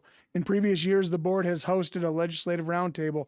Superintendent's office will schedule a legislative dinner before the December 8th board meeting. The recommendation is to schedule a legislative dinner before the December 8th board meeting. Do we have a motion? So moved. Tom with the motion. And Terry with the second. Any discussion? We'll be trying to invite our legislators to the west of us, Dybert, Odenbach, and I forget the lady's name. Drew a blank, sorry. All three legislators. Fitzgerald. Fitzgerald, that's it. All those in favor say aye. Aye. Opposed, same sign. Motion carries. I'd like to rise to a point of order. I make a motion to reconsider 9B, the vote on Atoll, to give them a year to work through things also. It takes a second. I will second that. We have a motion and a second. I'd ask Mr. Amdahl to read the rules for that reconsideration, please. Yeah, you've got a much more detailed list than I do. Okay. It requires a second. If the second, it must be acted on immediately. It is not amendable, cannot be tabled indefinitely, and it cannot be referred to a committee. May only be made during the same meeting at which the previous motion was approved. This motion may be made while any other question is pending, even if it means interrupting a member who has the floor. The motion to reconsider is debatable so long as the action being considered was debatable. If the action being considered was not debatable, then the motion to reconsider is likewise not debatable.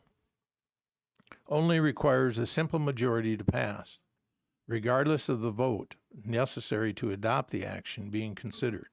If the motion to reconsider is lost, it cannot be repeated.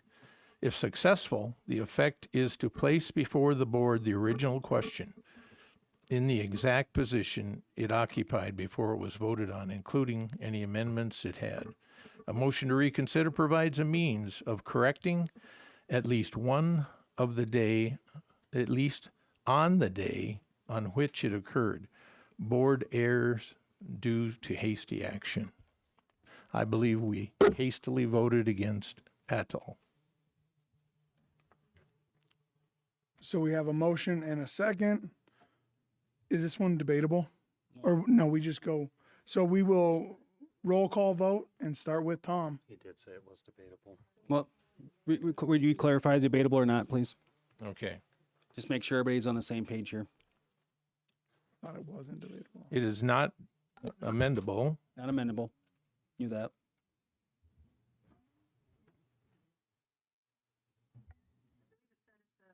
Motion was debatable, then this motion is debatable. So this motion would be debatable. It is. Yep, it's debatable. Just found the line that you remembered so well. Yeah. Any discussion?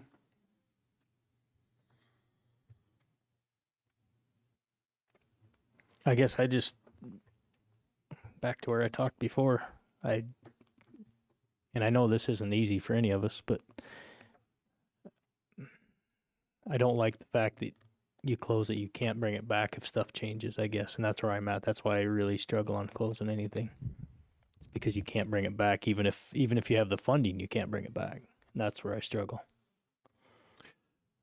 And I'm concerned that we don't know the true cost savings.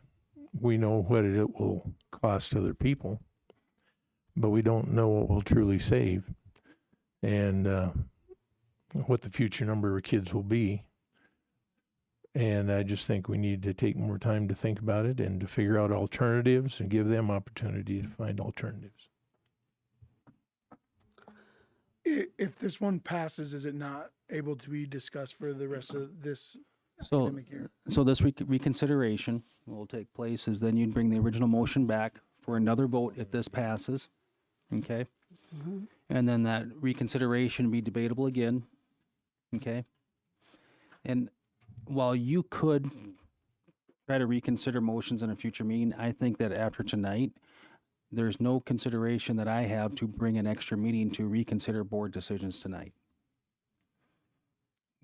Tonight, what we do with whether it's Whitewood, Atoll, or Hereford is what we're moving forward with for the rest of the year. So this is your chance to reconsider or not and move forward with that. So, because I don't think anybody's going to bring it back another night and there wouldn't be to do that.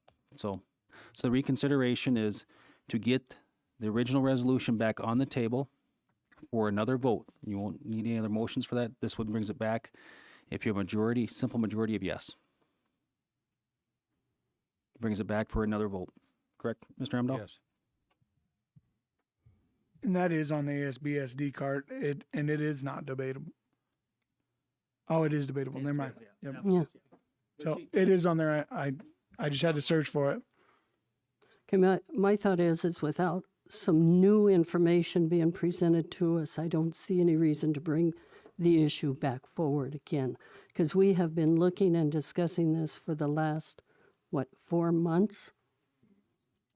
Or almost 5? I never heard of closing Atoll in Hereford until The last month's the meeting. open discussion was what to do with all the country schools. The 4, not Central Meade, the 4, and whether or not it was feasible to keep them all open, or do we close 1, close 2, and eventually the discussion was to zero in on the 2. So, yep.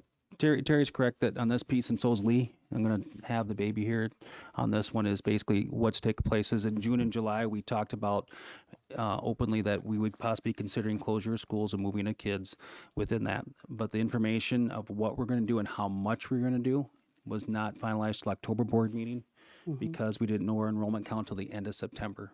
That's how we came, I came up with the recommendation. And saying that we, I missed that meeting.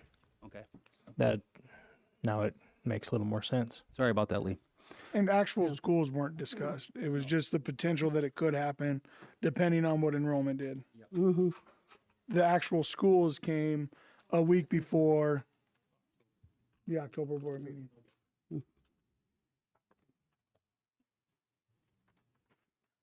Hearing no further discussion, we will call the question. We're going to start with Tom. A yes would mean that we reconsider. A no is that we will not reconsider. Tom, Yes. Megan, I'm willing to have further discussion, yes. Scotty, Yes. Terry, No. Brian, No. Tim, Yes. Aaron, No. Lee, Yes. Justin. No. I have 5 yeas. Yep. So we will, Open for discussion for reconsideration of the closure of atolls where you're at. so we have to have a motion and a second on that, or it's just open? It's open for discussion, and then it'll come to a vote when you end discussion. So I guess, do we potentially know close to what our savings are going to be? Because that's one of the questions is we don't truly know our realized savings on this. Currently, go ahead. Atoll, it seemed like we had a clearer picture of what that. Yeah, so we don't have to add bus routes there. Currently, we don't incur mileage. I assume we will incur some mileage with that. Currently, with closure of only one school, we will not need to add staff at Central Meade with 11 kids moving to Central Meade at this time. So we will not see a staff increase there. It'll be the full savings of the closure of the building, plus also the transfer of staff. The unknown with any decision we have is how many students will continue to attend with that. That doesn't matter if it's anything on any list. I can't predict the future whether those kids will be there. Our bus route does not need to change. We have 10 of the 11 kids are actually closer to the bus route than they are to Atoll. 10 of the 11 kids are closer to the bus route to go to CMCS than they are to Atoll. Then also with that, those families are actually closer to CMCS or as close as CMCS as Atoll. with that. So this is why this was up for a discussion 8 years ago. Because it is the easiest efficiency that we have for the rural schools. All the other ones, such as Hereford, as everybody knows and is obvious, is much harder with that.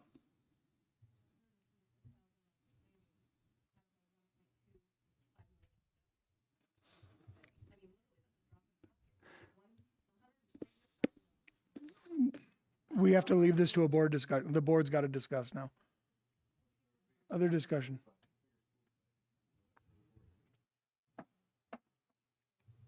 So if this comes off the table, we will have to dive into that alternative list you have, correct? We already will. With Hereford, I'll be digging in a little bit deeper with that. And then if that all comes off, our estimated savings, if all students attend, was about $256,000. It could be less if, of course, the students don't attend. That's no different than the Whitewood decision. Or if I increase class sizes in the 5th grade here or any other place to 26, 27, 28 students down in the valley. One of the reasons we have kids come and we're net positive 140 kids, that helps every school with that revenue that comes up to PVE and Stage Barn, is because our class sizes are smaller than Rapid City. And that assists us. But I will be looking at those 4 larger schools, deciding which class sizes we will have to increase. Of course, administrative cut and or cuts to programs. And, on the list is structure change the rural. I mean, that entire list I'm going to look at, and the administrative, we're going to look at, say, what makes the most sense with the least impact to kids that we can make. All these decisions have impacts. So the total anticipated to save by shutting down Atoll would be how much, bottom line? $128,000 if we receive all the students at the CMCS. Currently, right now, next year, we'll have 8 kids that are currently scheduled for CMCS from that area. So 8 times that is $66,000 or approximately $60,000 approximately that revenue is at risk depending on whether those students attend or not. So if they did not attend, your savings would be $68,000, the same as cutting a teacher at PVE, Stage Barn, or other location. Yep. That's if nobody attends. That's if none of them attend. Yeah. I'm just saying that's your net between 2 options, somewhere in there. And that's the same thing for the Hereford numbers too. So it depends on how many kids attend or don't attend, we'll move that net.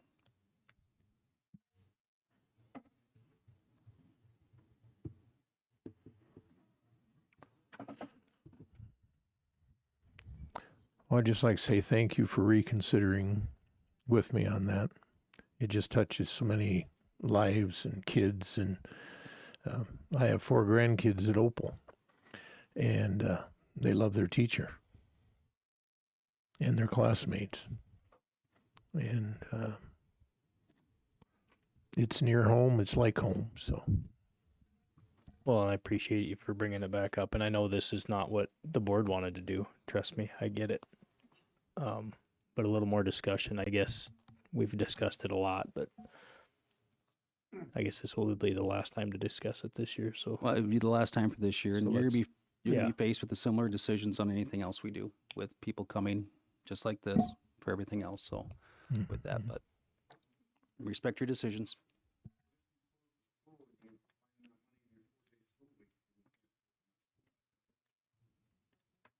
All right. Any more discussion? I just think it's a good idea to take our time and not knee-jerk reaction to, the deficit problem that we're dealing with. We've got some cash reserves to get through, and I think that big decisions are going to be made in the next year that'll help us decide, what's a better approach. But the knee-jerk reaction doesn't seem appropriate at this time.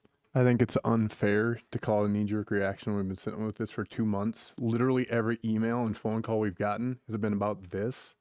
To call it knee-jerk's a little bit ridiculous, and unfair to us. And so if it comes to cutting all the things that we have to cut to get to a budget that's manageable for next year, you're going to hear me say yes a lot. I hate to say that. I don't like to be the bad guy, but I'm that guy. So whatever it is probably going to be yes, because we have to get down where our structural deficit is close to zero. So we can afford to move on and not continue year after year to cut things. So I just find that a little disingenuous to call it knee jerk. Now, if you're talking about the information that we've received the last couple of months, fine, but don't call my reaction to that knee jerk. And I think you point out a key term there, and it's a structural deficit that we are going to face until we figure out a structure to move forward with this. Other districts in the state are seeing declining enrollment, have seen declining enrollment for 10 plus years now. If we think that we are the odd man out in that, I hope that we are, and that next year we see 100 student enrollment and it takes care of all of our problems and we can start putting things back in. But if we come in next year and we're 50 students down next year, it's gonna, like, you're gonna gut everything.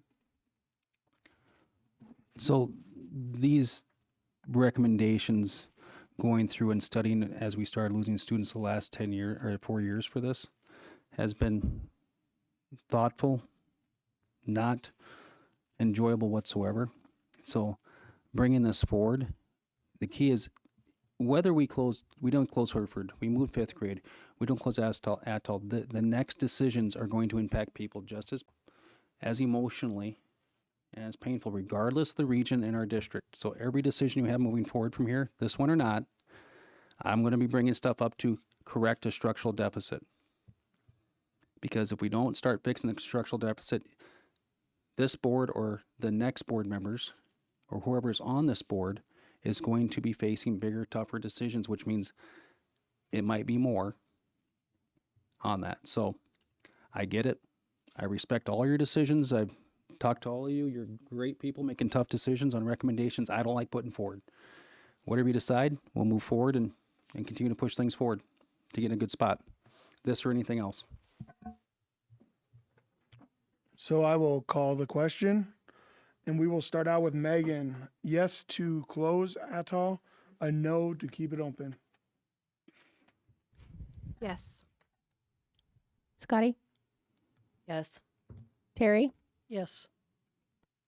Brian? Yes. Tim? No. Aaron? Yes. Lee? No. Tom? No. Justin? Yes,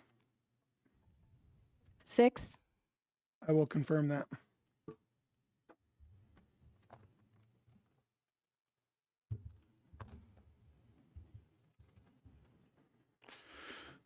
Go back to We're at 9H.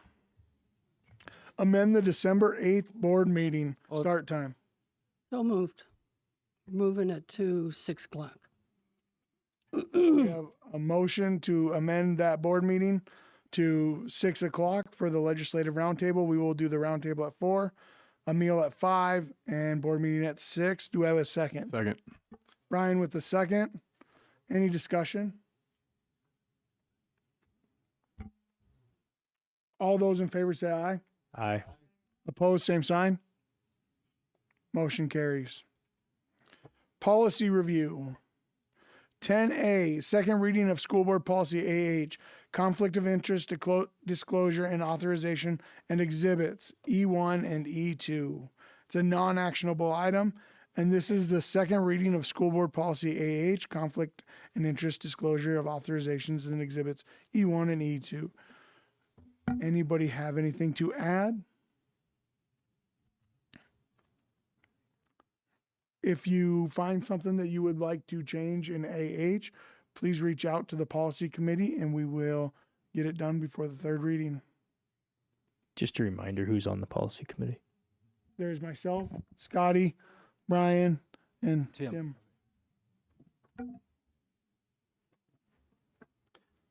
So I'd like to make a motion to reconsider the move to Whitewood to the Sturgis Elementary School. So we have reconsider. Do we have a second?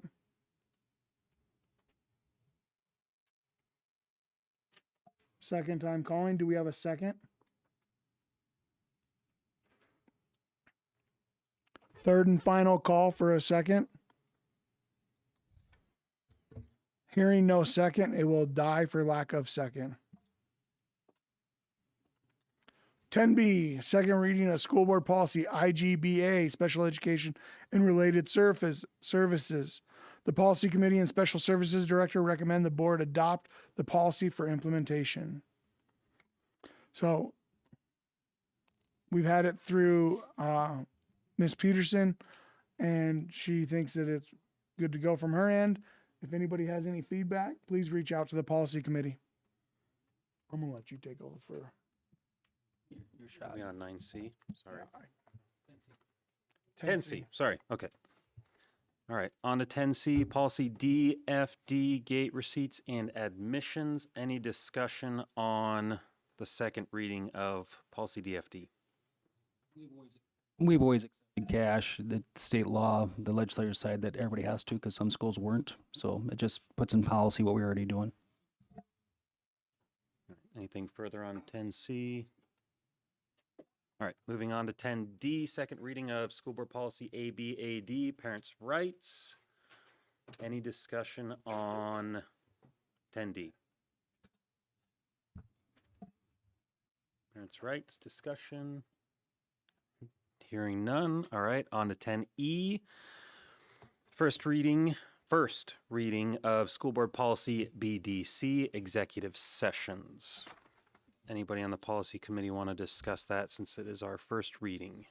You'll see the edits in there that we struck out and then put the red in to ensure that we follow our procedures and process that. We really did not have an executive session policy to follow. We're following state law, but we're using this to actually be a lot more formal about our executive session policy to follow, so it's easier for the public to know what we're doing and what we can and can't do in executive session.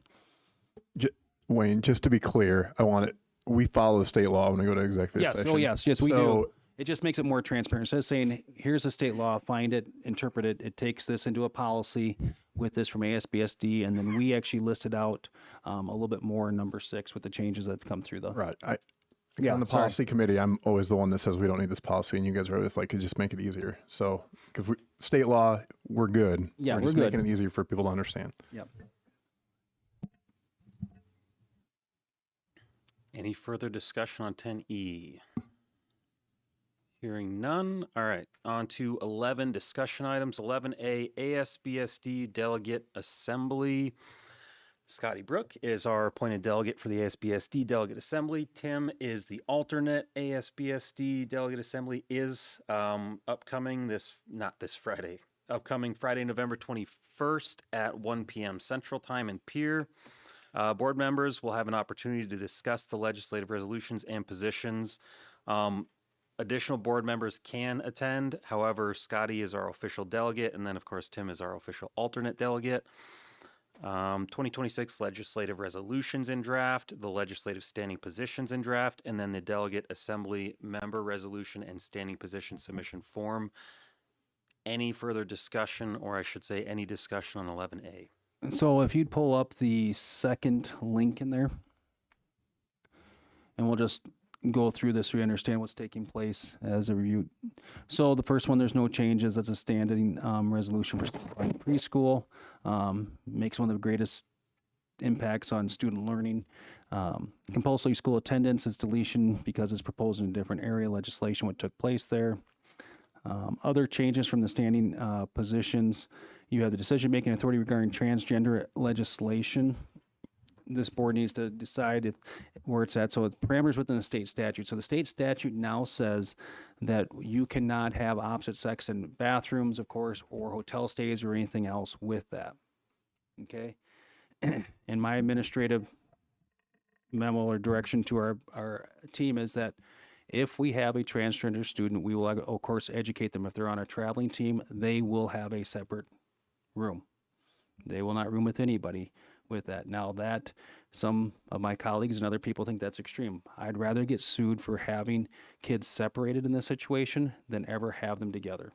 So you need to know that I put that out there with this, because at times we can be at odds with organizations and other agencies. So you need to know that that's sort of the standing protocol we use at my administrative direction. And the district will just eat that extra cost, not the activity, to make sure that we have no burden for anybody, to make sure we have separate rooms. So that's why I wanted to, that's the one I really wanted to walk through. So you guys understood, so you didn't see that later. All right. Other items, legal financial protection for compliance within state law. That's just an update amended to include new legal protection. School board and school bond elections. This is basically saying going back to allowing school boards to set their election dates. The state law currently has that we have to use general election dates or dates preset by the state. Local boards, local decision when they have to ask for money or set an election date. It's taking away your local control. That's why that's in here for that. Local government immunization exemption requirements. That's been pretty standard for quite a few years, as you see there. Board member recall process. There is a process where they're saying they'd like to put a recall in like they do for city or county. With that, the Associated School Board says we have elections all the time. Our district has elections every year, moving forward with that. So I'm not too concerned with that one. Local control of facility activities and facilities. That's a standard one about making sure local school boards determine what takes place and when the policy is appropriate for their facilities and don't just get dictated by the state about how we use that. Local governance, which will be a constant issue that you're going to hear about, taking away local control from school boards. Parent and guardian rights and responsibility, look at the resolution there from 2023, encourage collaboration. You've heard me say that I believe parents should have school choice in what's taking place. We have to work with those families. School instructional library materials review, resolution, which we have a policy up for how we actually review all of our challenge curriculum and also our curriculum process. We're in a good spot with that one. That's an easy one to support because it's basically local control on how to actually do the curriculum review or book challenges or curriculum challenges. We have policies KLB 1 and KLB 2, I think it is. They're yeah, I can't remember the second one. I'm looking to my curriculum director. KLB 1. Yeah, with exhibit. Yep. All right. Nonpartisan school board elections. This is one that we fought last year. Legislator presented one that wanted our school board elections to have an R or D or I behind them for that. School boards are the last nonpartisan focused on your local issues, as you've heard here, for that to run for school boards, and they don't want to see partisan money coming in from out of state and other areas. That's happened in other states for that. Also with that, just so you're aware, no military member, National Guard or otherwise, can serve on your school board as soon as it becomes a partisan election for that. And then you can, if you get written permission from the U.S. Secretary of Defense. We found that out last year when I had to research that. So you get the Secretary of Defense has to give you a permission slip to run for school board if it becomes partisan election. Very unlikely. So we dealt with that, and I lobbied against that one last year because we're in a military strong area. Our National Guard base is actually going to grow over time here too. So local government school policy, supports local control, of course. Mandates on school buildings.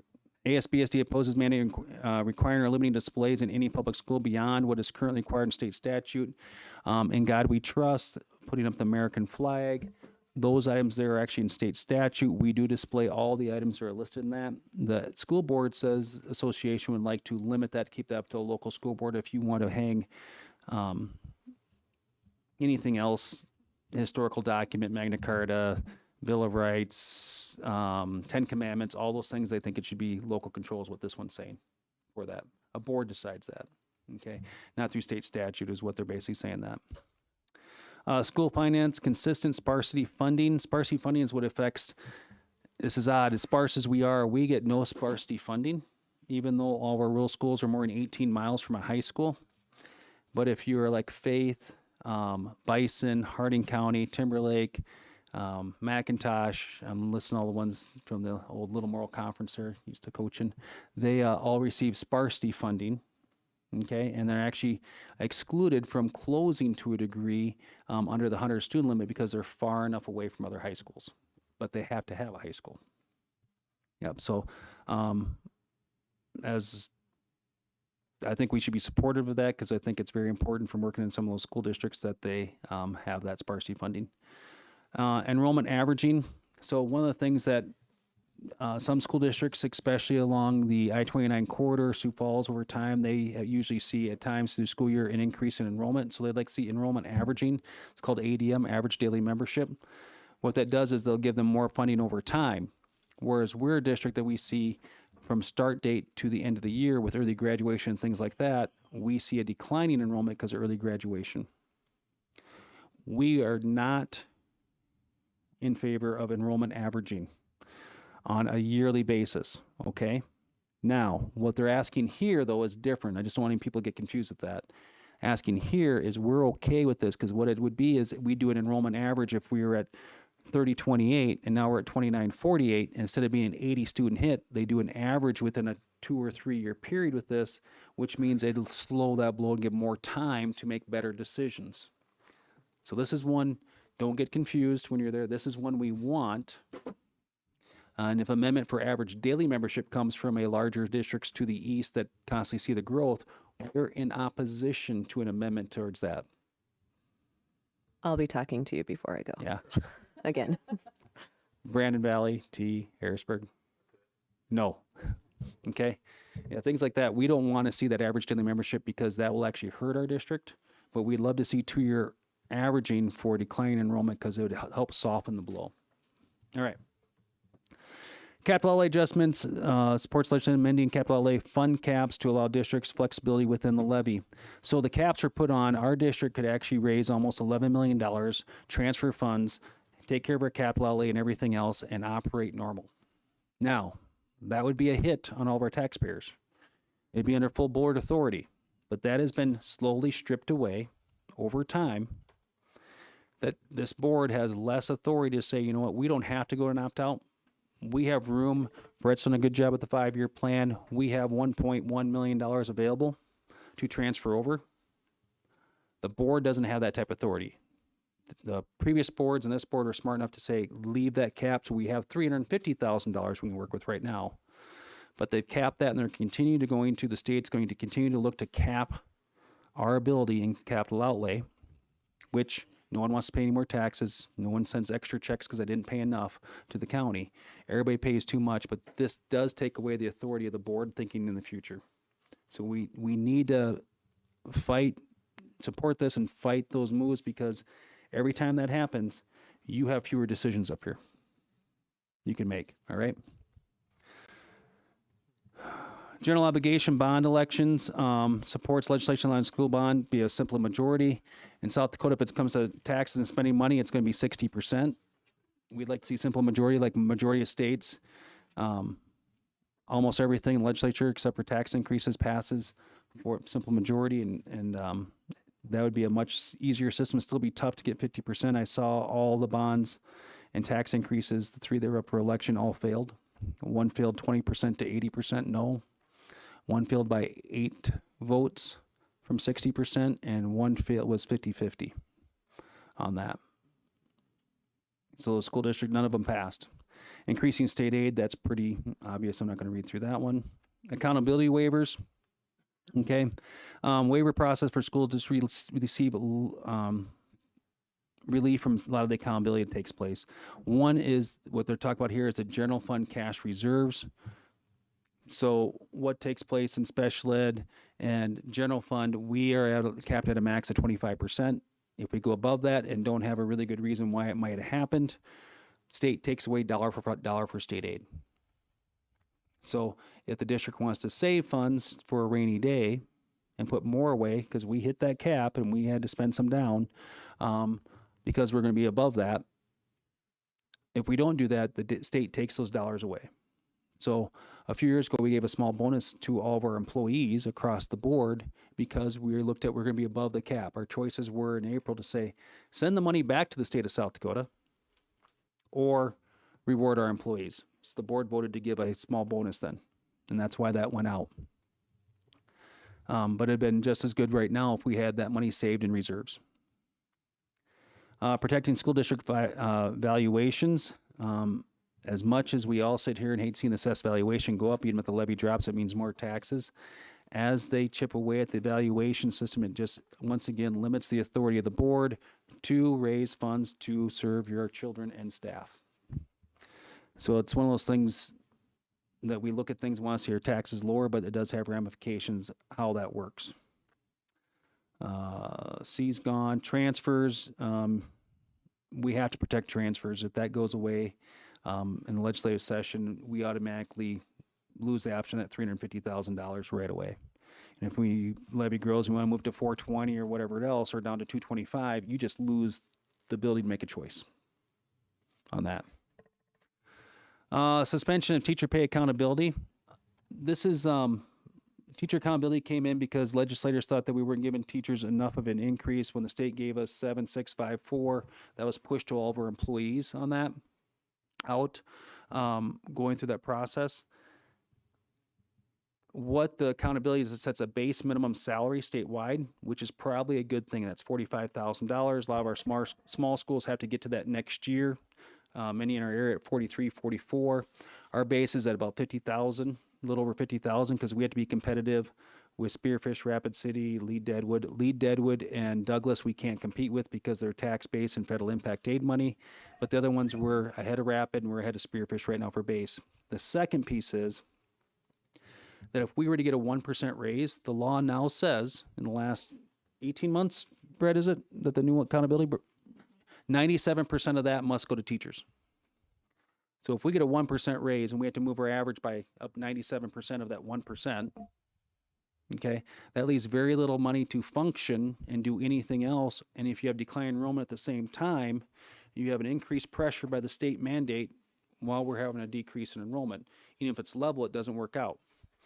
Same time, that leaves 300s to take care of every other employee across the district, all of our hourly employees and everything else that takes place. So why we're against that, it paints us in a corner that you can't get out. So we're going to have an issue when we do our, that'll be coming that we got to solve for as our early retirements go out, which means we can save money because our higher cost employees are retiring. Our average compensation is now going to be divided by a lower number, which means our last year's base number, we don't have the high people pushing it up, just dropped, and we got to push harder in order to be in compliance.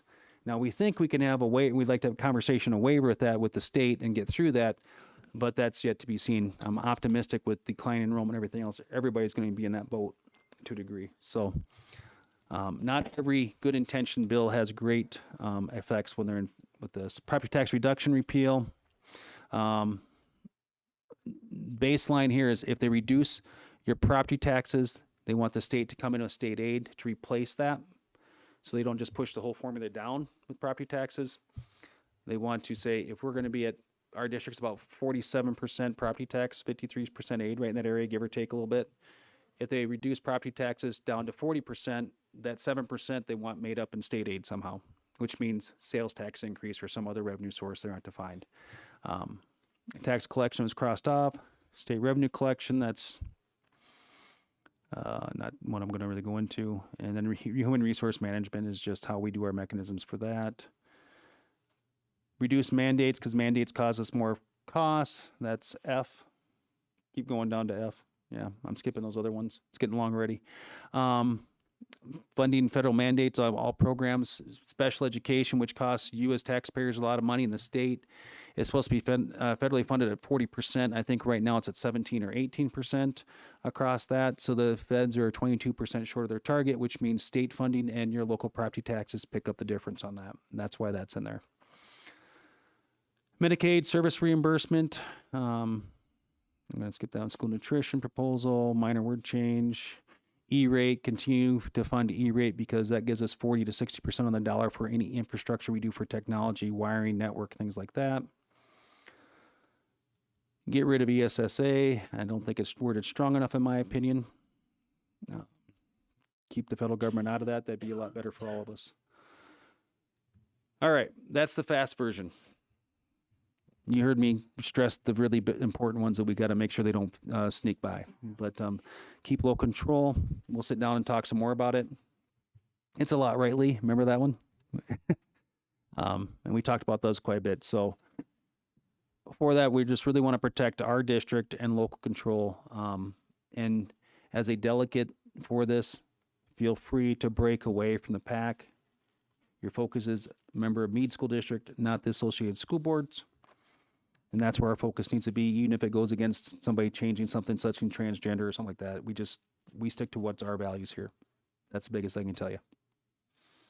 question school board on any of the stuff I rambled through fast at 9:20. Really, Scotty, the biggest thing is any amendment or deletion is what you're going to be voting on. Those standing ones that there's no change, they won't. It's going to go like that. You're going to drive 6 hours for an hour and a 45 half. minutes. So there was no questionable ones last year for me being there, like with our school board, knowing where we stood. But there are some school board members there that have complete autonomy to do whatever they want, depending where they're from. So it's a little strange that way. But otherwise, it'll go fast. It's not too hard. Any further discussion on 11A? Tim, Scotty, you guys good to go on that one? For All right. now. Yeah, For now. for now. All right. 11B, school board policy, BBB, school board elections. So currently the Meade School District has 3 people up every year for 3 straight years and full turnover. There's an option to go to, and we're waiting for information from the state to the counties, correct, Miranda? If this is going to be possible. So we're still waiting on information, so we really can't. This is just up for discussion, for consideration, if it's allowable. If we run joint elections in order to save 10 to 12,000 or maybe more a year, every other election, we go to board elections on even years of 5 and 4. 7-member boards usually do 4 and 3. 5-member boards do 3 and 2. They don't go every year. They go every other year. In state statute, there's ability to do that by simple board resolution to move that forward. If you wanted to do that, so we could work with this Secretary of State to get our timing out for everyone's changes in terms. That would save a little bit of money. Now I'm going to tell you the fun news. You go from being on the board for 3 years to 4 years. I'm out. Most of our board members, usually have a second term and things like that, but we have very few board members go through, like Leah's 3rd term or Terry down here, come back for another round on that. It would help build more continuity in the off years, not having a constant turnover of board members. I've had 16 board members since I've been hired. Remembering what we've trained on and what you know or what I have to get you caught up on is an ongoing battle, but it would give a full year after you're elected to say, hey, we're all on an off year, we're all working together, we're all learning together, but it would require a 4-year term or sentence, depends how you look at that. So I think we talked about this in our policy committee, and I think 4 years sounds terrible. Don't get me wrong. This is a minor cost savings, but it is a cost savings from the board level that we could do. I don't know. It's something. It's not a lot, but it's something. I agree that it would save some, but when would you want to start this? 3 years from now. So if you guys want more information on this, I can have Miranda probably.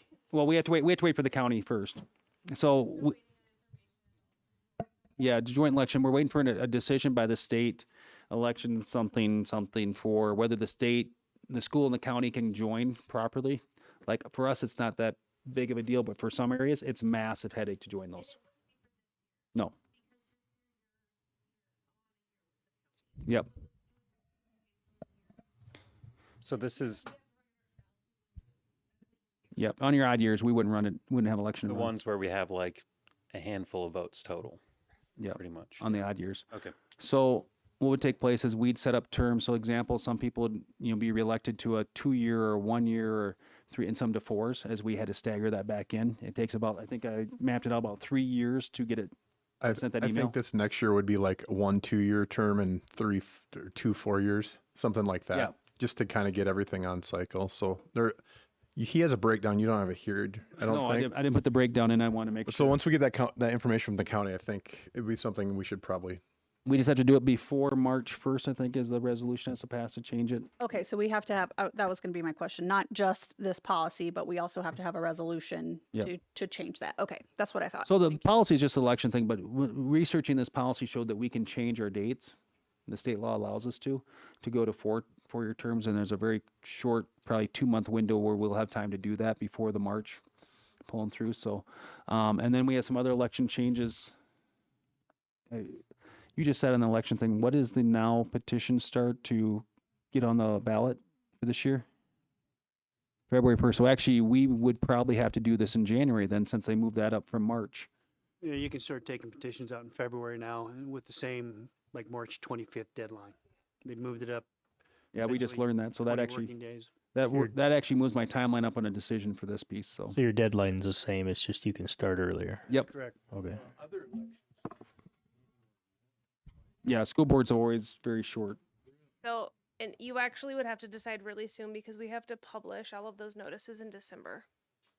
So So I'm going to send you a ton of information here in the next 2 weeks to see if you want to do that, because I do have it mapped out for what the years how the years would roll out on that. Oh, you have it right there.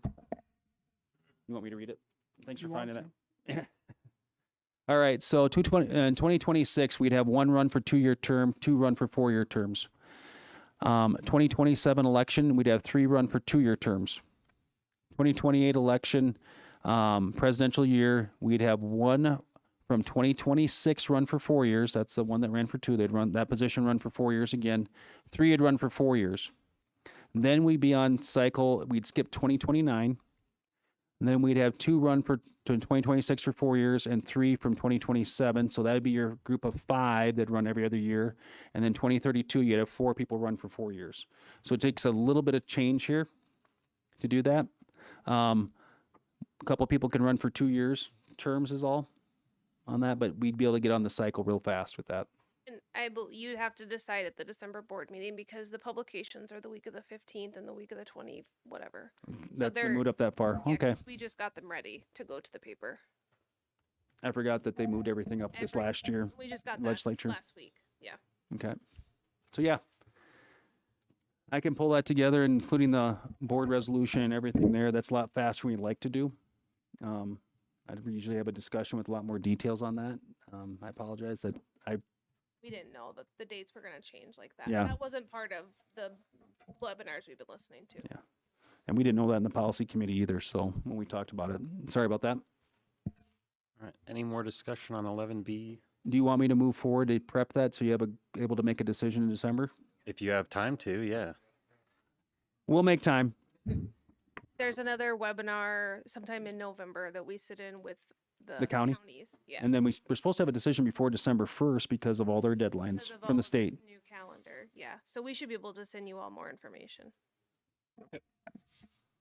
It's easy because Miranda's going to help. All right.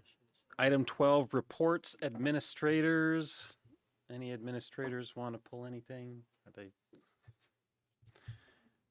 That was 12A. 12B, ASBSD, LAN, advocates.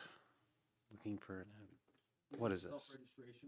Self-registration, where you're going to get the Legislative Action Network information, what's taking place, so you're up to date on things that affect the schools for that. Do we have to register for that every year? Yes. Yep. Just go ahead and click the link in this, get registered. All 9 of us should be in on that. Any questions on that? Legislative Action Network, just subscribing so that you're up on those items. Okay, 12C, board members. Don't believe, does anybody have any report items for this evening? Okay, hearing none. 12C1, superintendent evaluation. The board is required to complete an evaluation of the superintendent in December in accordance with policy CBG, superintendent evaluation. The board president will be responsible for developing and implementing the evaluation process. For the first 4 years of employment, the superintendent is to be evaluated twice a year. We are still within that time range, and so Justin will have more info to come on that. But should be relative, for prior board members, it should be relatively similar to what we've run most recently. Tim, of course, you'll get up to speed on that. So I will be sending out the eval to all board members. And then if you'll send those back to me, I'll compile all the data like I have the last couple times. And during that December meeting, we will discuss that in executive session. And then we'll roll forward. And will you have the 360 eval done by then? I hope so. We have to reload that 360. So I do it every 2 years. It's part of my self-evaluation due for myself. I send to all employees they get to evaluate the superintendent on a 360 feedback loop for my personal growth. So I'll have that hopefully by that time too. So I've done it for, this will be the 11th one. Awesome. 12D, Black Hills Special Services Co-op, Terry.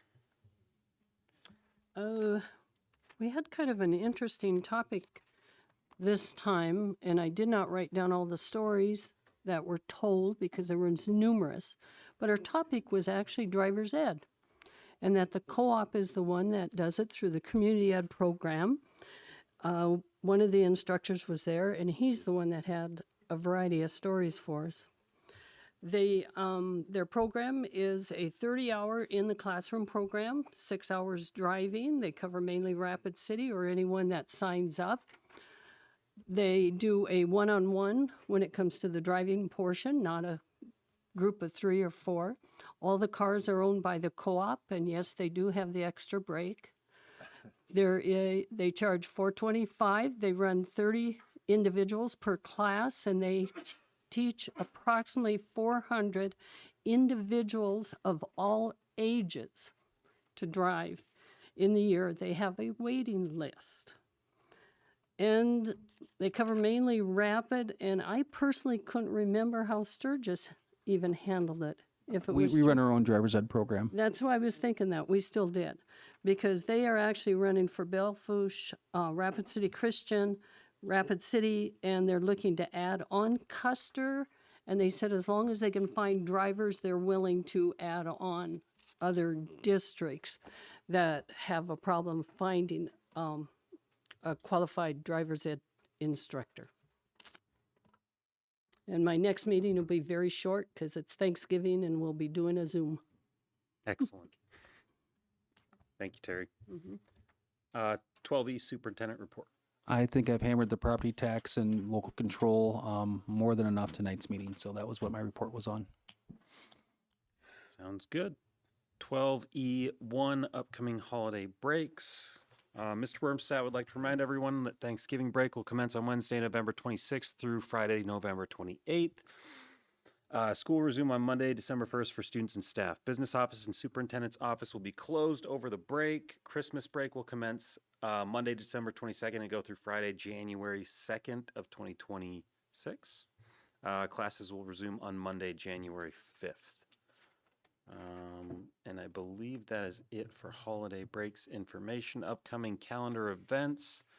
You can read those looking at some upcoming committee meetings, and of course, including those breaks in service as well. Rounding that out, we have no executive this evening. Yes, we do. We do? We have a personnel and a student item. We need a motion to go in for both as written in All right. 14A.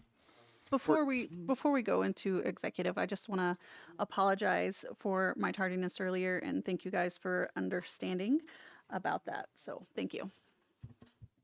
Made it work. 14A, school members enter into executive session to discuss personnel, SDCL 1-25-2.1, and student-related matters, SDCL 1-25-2.2. Do I have a motion? Make a motion to enter into executive session, discuss personnel, SDCL 1-25-2.1, and student-related matters, SDCL 1-25-2.2. I'll second that. We will enter into executive session at 9:35.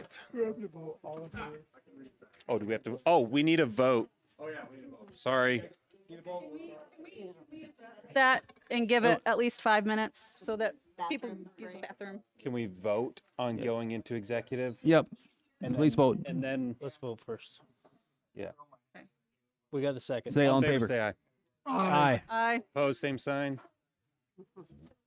7-minute recess. Is that okay? 7-minute recess.